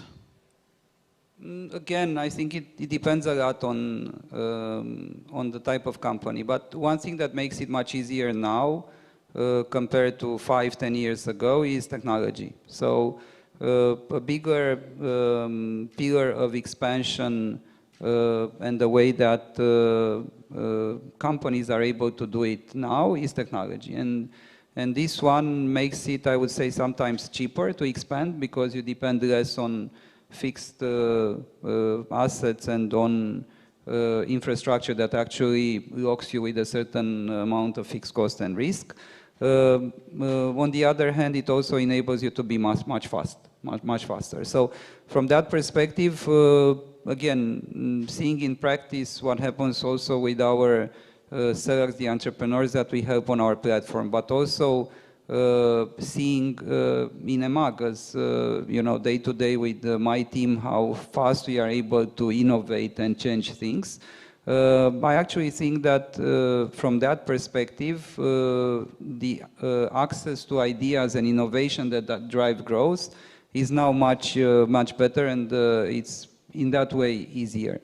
Of course, then it's a matter of how you sell these ideas internally to investors.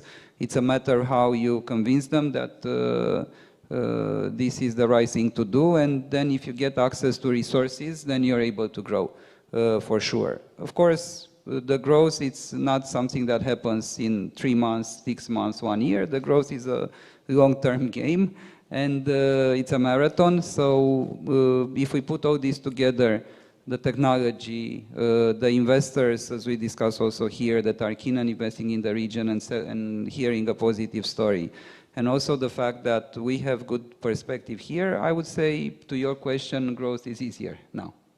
All of you feel the same? So I would also say it depends on the industry and probably on the company. We at Flip, we also have a distance selling model, meaning that we can ship everything out of our Bucharest hub and receive inventory here without having to have very high capex, and that makes the scaling model pretty easy, maybe compared to other e-commerce businesses. We can basically deploy the business model in a new country in 3 to 4 months, and supposedly if something doesn't go well, we can very easily get out of that country. So that makes us very agile. Of course, we don't necessarily want to be in that position to get out of a country, so we try to be very careful in how we make that selection. I would also say that maybe a new perspective here is maybe the clash of the West and the US with our region, because at least in our industry, we have quite a lot of competitors that have raised in the hundreds of millions of euros, and have started from maybe 2 or 3 years ago. They started the regional expansion, conquering Western markets and perhaps coming closer to our borders as well. Now, with the economical situation, of course, most of them have maybe slowed their investments, but it's also something that we take into consideration. Okay, we expand into a market, but are we certain that we can, I don't know, have a right to win, beat a specific competitor there, and come with a better value proposition? And I'm asking who should support you in this expansion? Let's say, I don't know, like governments, like banks and finance or financial backgrounds, or I don't know, the EU, or you can do it from your own power. Who should support you if you need any support?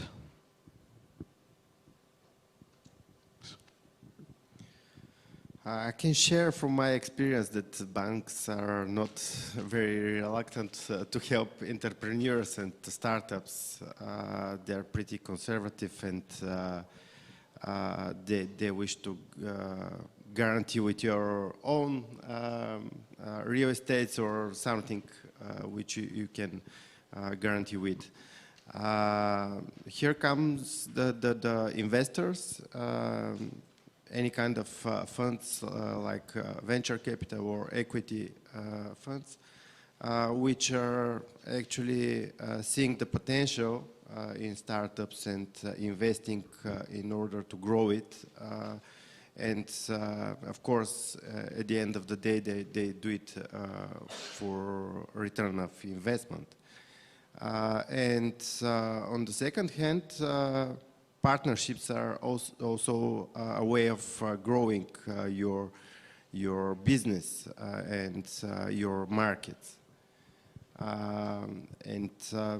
Yeah, with partnerships, you can grow easily in different countries if you have a common goal and a common strategy. First of all, let me revert on your previous question first, because I want to bring in two angles to support both sides, basically. You can imagine that we as a home automation company have to train lots of electricians to deploy our devices, to program our devices. And up until 2020, we had only in-person trainings. And you can imagine that with the electricians, it's only natural. They want to be on the spot. They have to put together wires, devices, programming. It's natural that it's on person. But we had to change in those years and bring in new methods to do online trainings. And they actually loved it. Like imagine Eastern European electricians sitting down for online trainings, learning new methods, how to be competitive on the market when you are designing or building different houses with smart home solutions, with home automations. So on that angle, it's easier today. But on the other hand, there are less electricians all around in this region than it's needed. So from that angle, it's probably a little bit harder.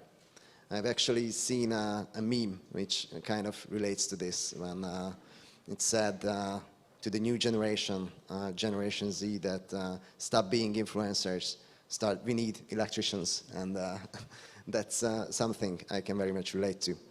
Just one point, sorry. 2 weeks ago, I was on the Olympics of air condition mechanics. There's an Olympics game for them, and the final will be in Tokyo next year.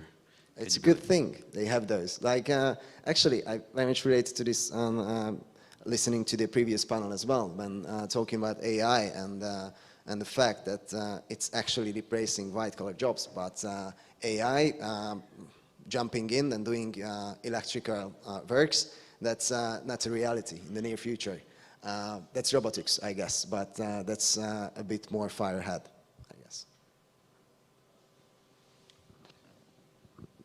I think as we are talking about, let's say, expanding in the region, we all start from one country, and in that country we develop, let's say, the formula for success. And one of the things that actually enables you to grow, and it's very important in terms of support, is how do you transfer that formula of success to the new countries. So one super important help, and we see it and we focus on it a lot on EMAG, is how to take the knowledge. Yeah, how to take the knowledge, how to make sure that you allocate resources also from the, let's say, mother country, the core country, where you have a lot more experience and where you have a lot more resources typically than what you have in the new countries, and how you ensure that this actually flows into the new operations that you set up. And making the right incentives around that, making the right collaboration approach around that, and ensuring that this is fast, So you don't have a lag between what you develop in the core country and what you actually do in the, let's say, subsidiaries or in the new countries you're expanding in. These are very important factors for success in the long run. Okay, but because we are here on a business conference in Bucharest, and probably after our panel at the lunch, you can make some relations and some new contacts. My question is that, do you need international connections or local support for your extension? Is it necessary to have, or you have your own power to gain a new market without some local help?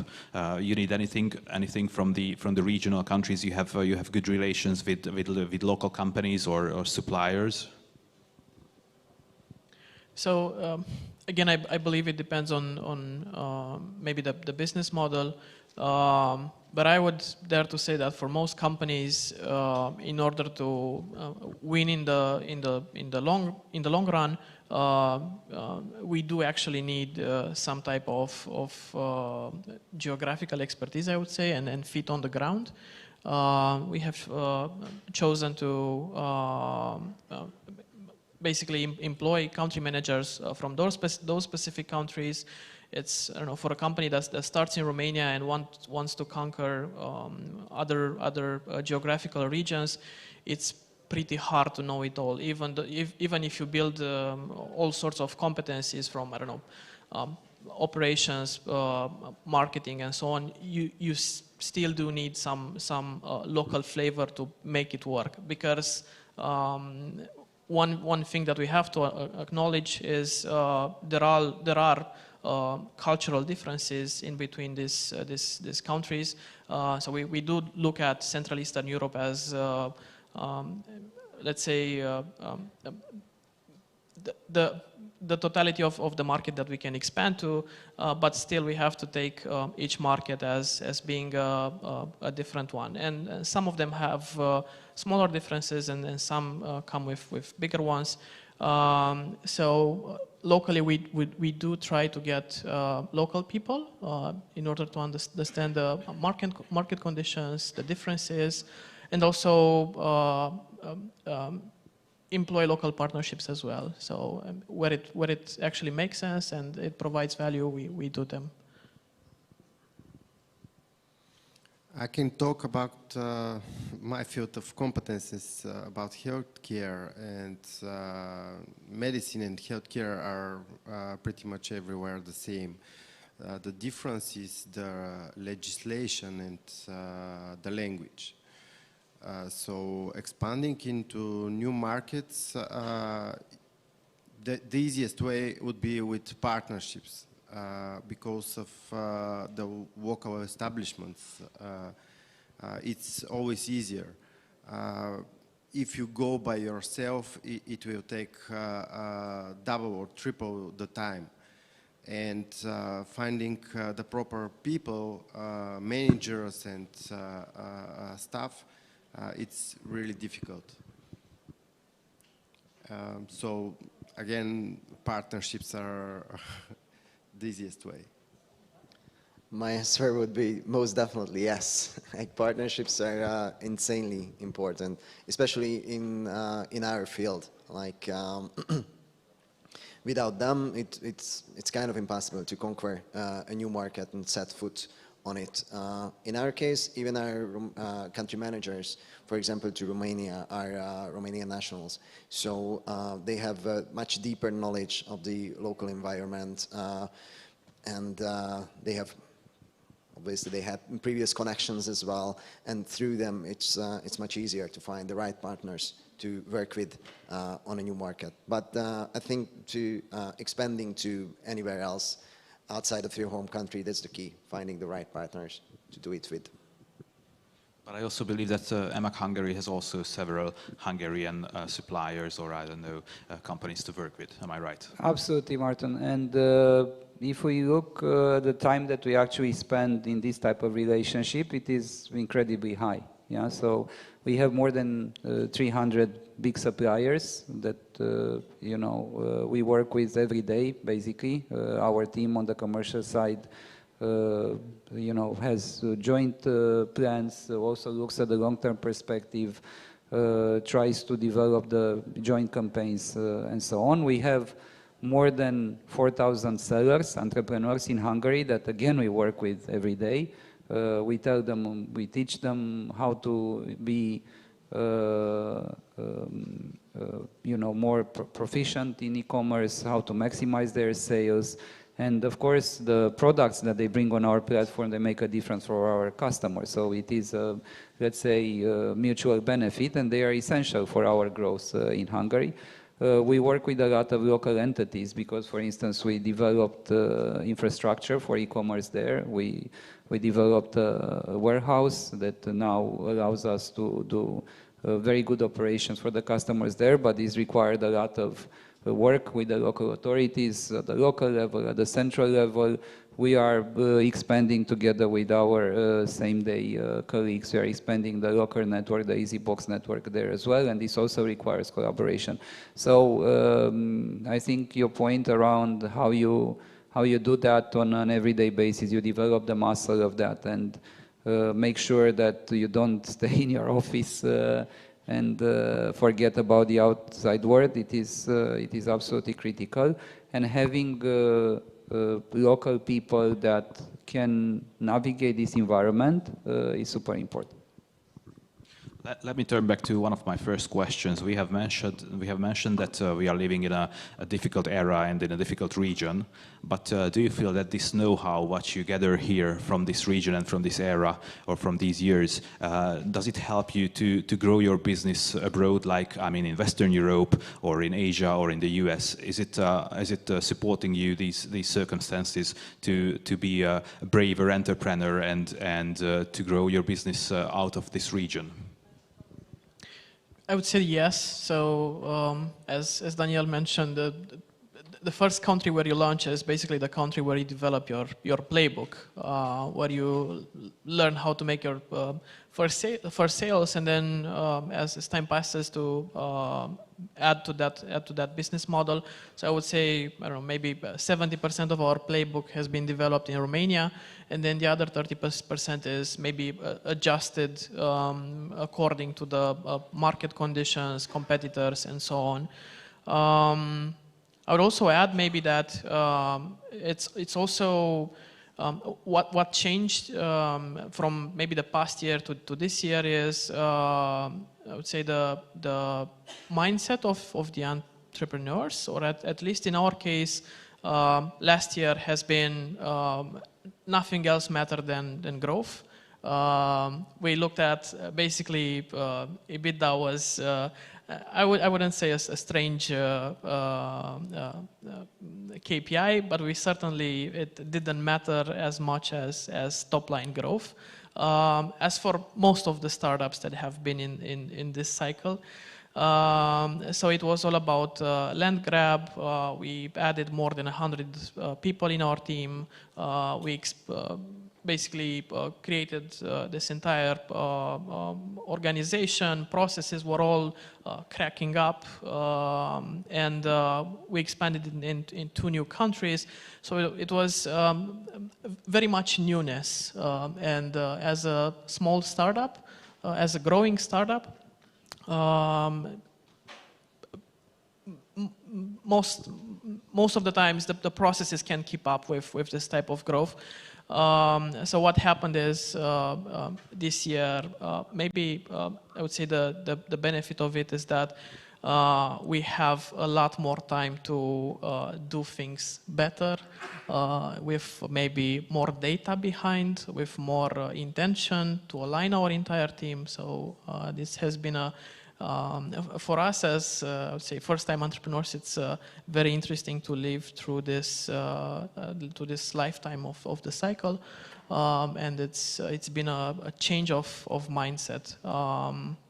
And in the beginning, we looked at it as okay, growth was maybe more interesting, a lot of new stuff on your plate, maybe more shiny things.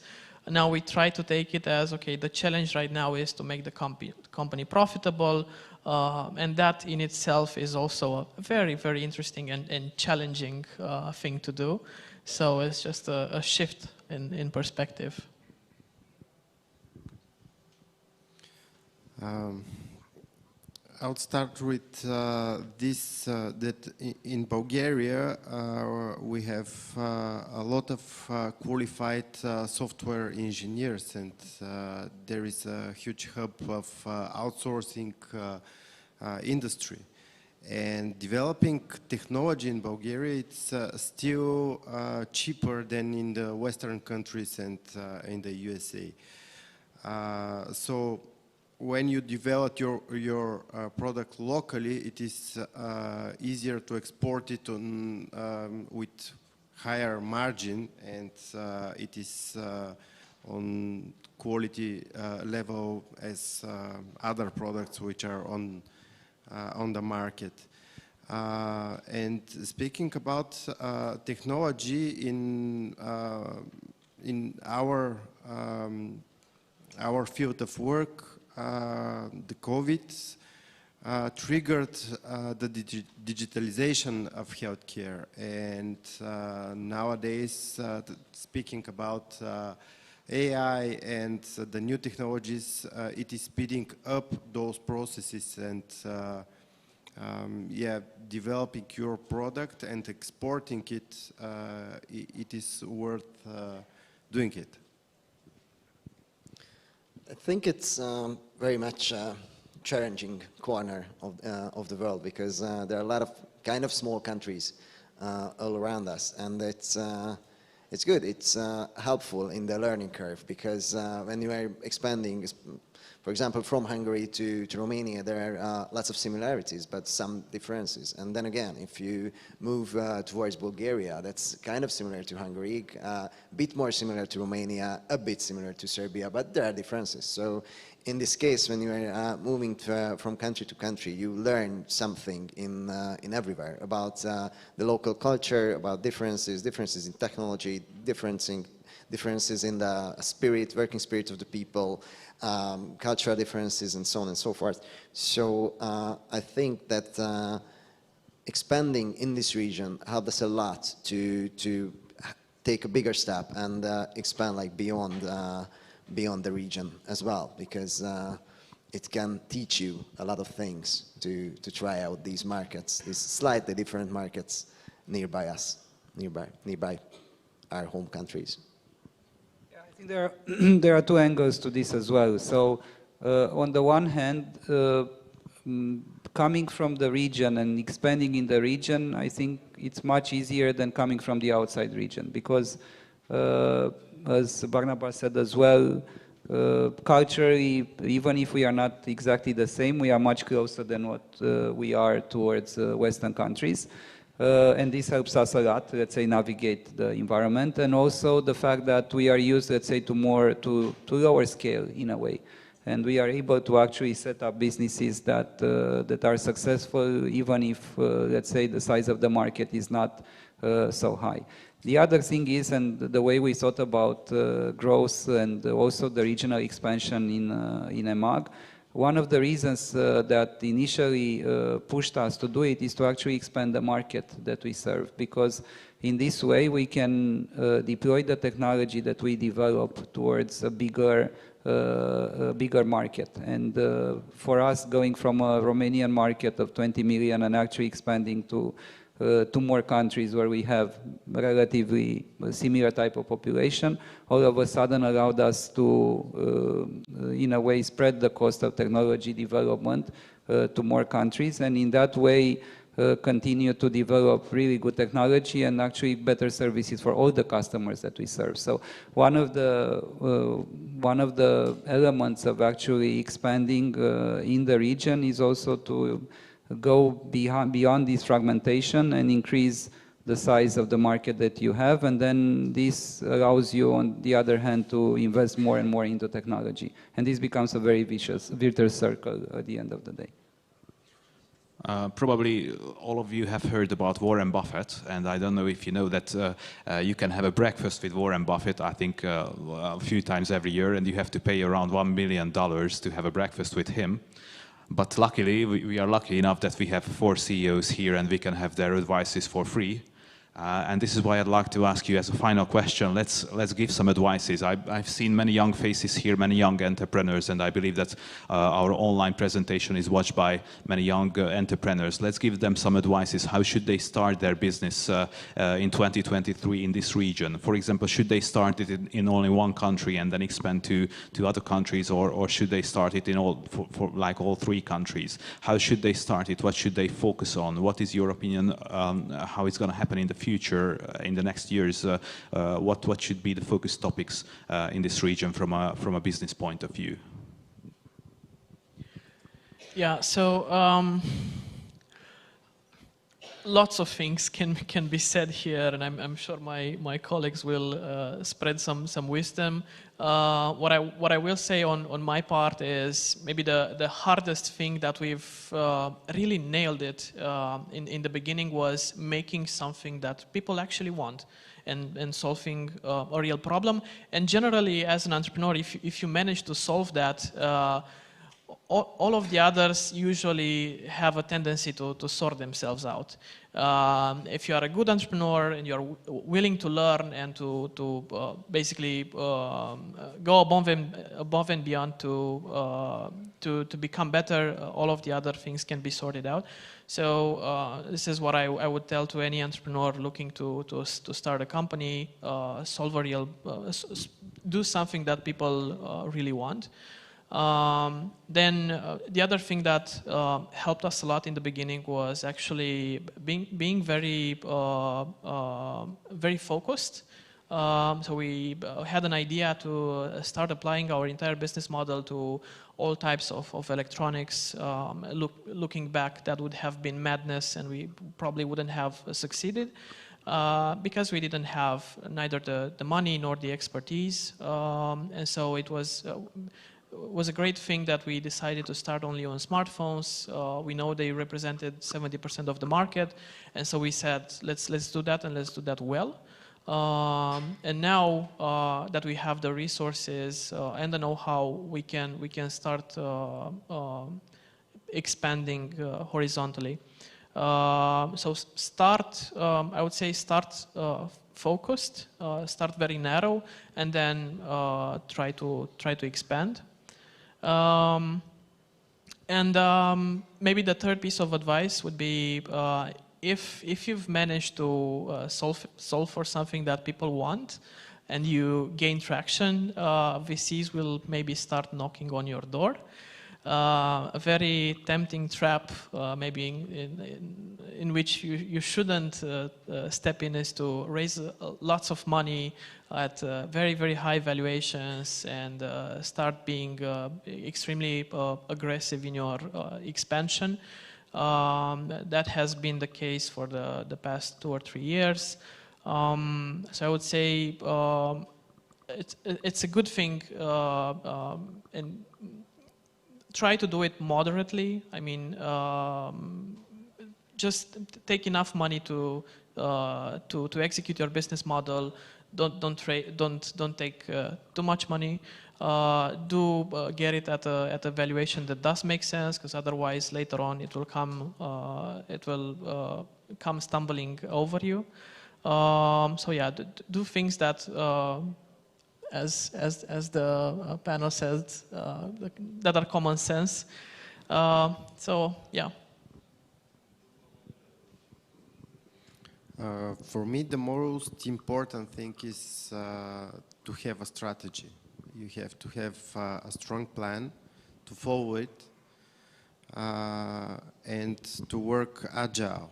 The second thing is the product, and the product should be developed again on an agile way.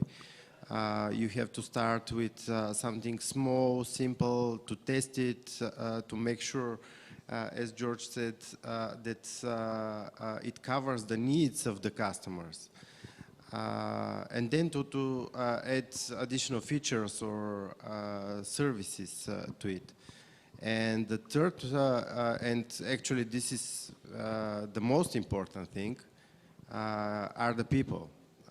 Each organization is the people within the organization. You have to build a strong team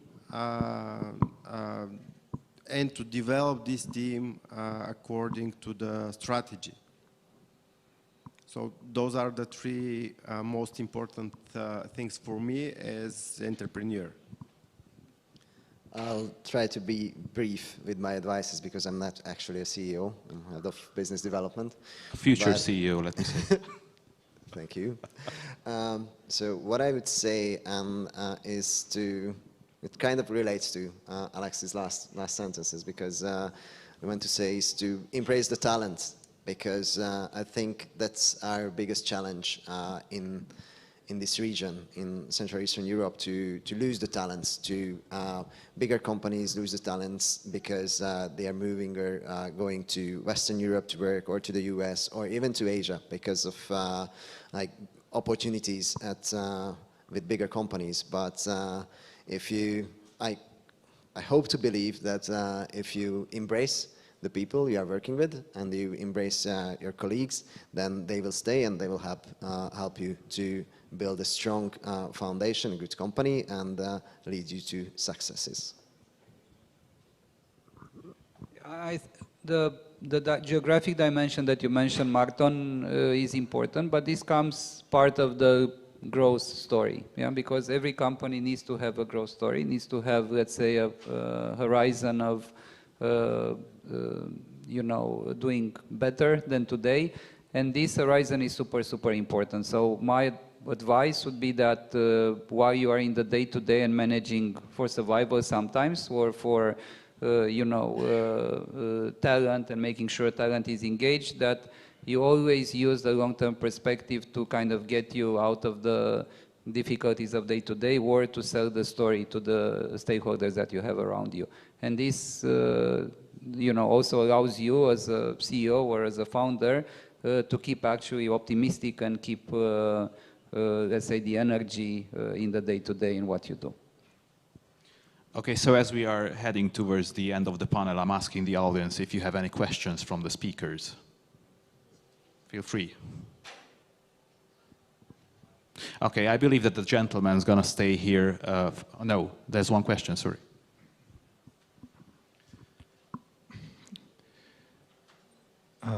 I have a question for Mr. Spiridon from EMAG, or maybe for the guest who consider interesting to answer. These days it was the news about the giant eBay that will enter Romania market in a partnership with Poșta Română, and as a result, Romanian small and medium-sized Romanian companies will have the possibility to sell their products in some 190 countries around the world. My question is, how do you think will impact the Romanian retail market and especially EMAG business? Thank you. Yeah. Of course, there is always competition, right? So we know there is competition. We know that there are many channels in which entrepreneurs, small and medium enterprises can basically put their products in the market. And this has been the case for us in EMAG for, you know, many years since we are around. And for us, nothing changes in that sense, because we want to continue doing what we know how to do best. We want to, as we discussed before, be very close to our partners, to the sellers that are on our platform, which is something that we have developed through the years, and these relationships actually do matter quite a lot. And second, the infrastructure that we have put in place, both technology-wise, but also physical infrastructure for e-commerce. These two things continue actually offering a very good, let's say, service elements to our sellers that in a way are very difficult to replicate by other entrants in the short run. But of course, I think competition is welcome. It allows also us to be better every day, and we do hope that at the end of the day, you know, no matter the channels, Romanian companies, Romanian entrepreneurs, they continue to grow, they continue to create value in this part of the world, and this goes, you know, for entrepreneurs in all the 3 countries. Because if they do this, I think this is good for the people, for the economy, and then we grow together at the end of the day. Any other questions?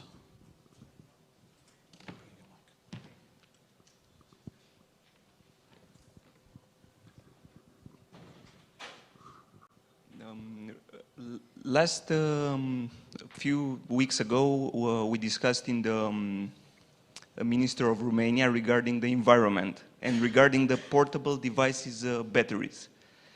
It was an event regarding the collection of batteries and the new regulations. I'm wondering if Flip, how do you track sustainability and how would you approach it in the future with the devices? Mm-hmm. So that's a great question and is a topic that is very much close to our heart. What is very interesting, and I will start with that, if in the Western countries and in the US, most of the buyers do buy refurbished electronics because of the impact towards sustainability and the planet, I would say that in this region, to be very fair, it's not a value proposition that's the first with what you want to get to your customer. It's rather maybe the price and the quality. That's what is put in the first place. Now, purchasing a refurbished smartphone actually reduces with roughly 79% the emissions of CO2 emissions. And I have so many statistics on how well that is for the planet. With regards to the batteries, changing the battery of the smartphone, sure, is probably one of the most common repairs that we do, and it's one way to prolong the lifetime of a phone with maybe 2 or 3 extra years. Of course, it's important what then happens to the battery. So making sure that not only in the first part of the supply chain, but also how they are further disposed. That's also important. And I'm very glad that governments and European Commission start to pay more attention towards this topic, because it's probably one of the most important ones. Thank you. Any other questions? Okay, so I think we should finish the panel now. It is time, and I really thank you for being part of it. And I believe that the gentleman's gonna stay here with us at least for the lunchtime, so you can find them with any business ideas. And I hope that some new businesses are gonna born just after this conference. And I wish all of us that we should stay this optimistic in the next year as well, and this year as well. So thank you so much for coming. Dania, George, Alexander, and Barnamash, thank you so much, and thanks for the attention.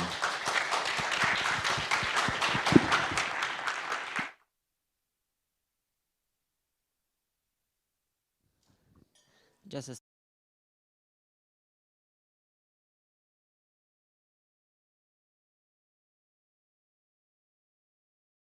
very short. Thank you. I mean, thank you to our speakers. I think you made it just a perfect summit. Thank you also to our partners, Geopolitically and P2. I think we were very transparent. I mean, going abroad, there's a lot of opportunities. There are also some challenges. Believe in it. I think ambition make the changes, make the future. Have the courage to do it, but do your homework. Protect yourself, especially against currencies. And we are available. I mean, this is one summit, a couple of hours, but yeah, please contact us. And again, thank you for your participation here, the people here, and also the 2,000 people online. So thank you, and see you soon. Thank you. Okay, let's applaud Johan, iBanFirst. I want to thank all of you because you are here. You are here, the moderators, Martin, Ivalov,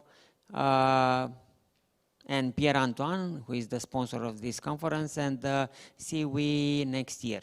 all the best and enjoy the, and let's applaud Mirela from P2PR. It's the main driver of this conference, okay?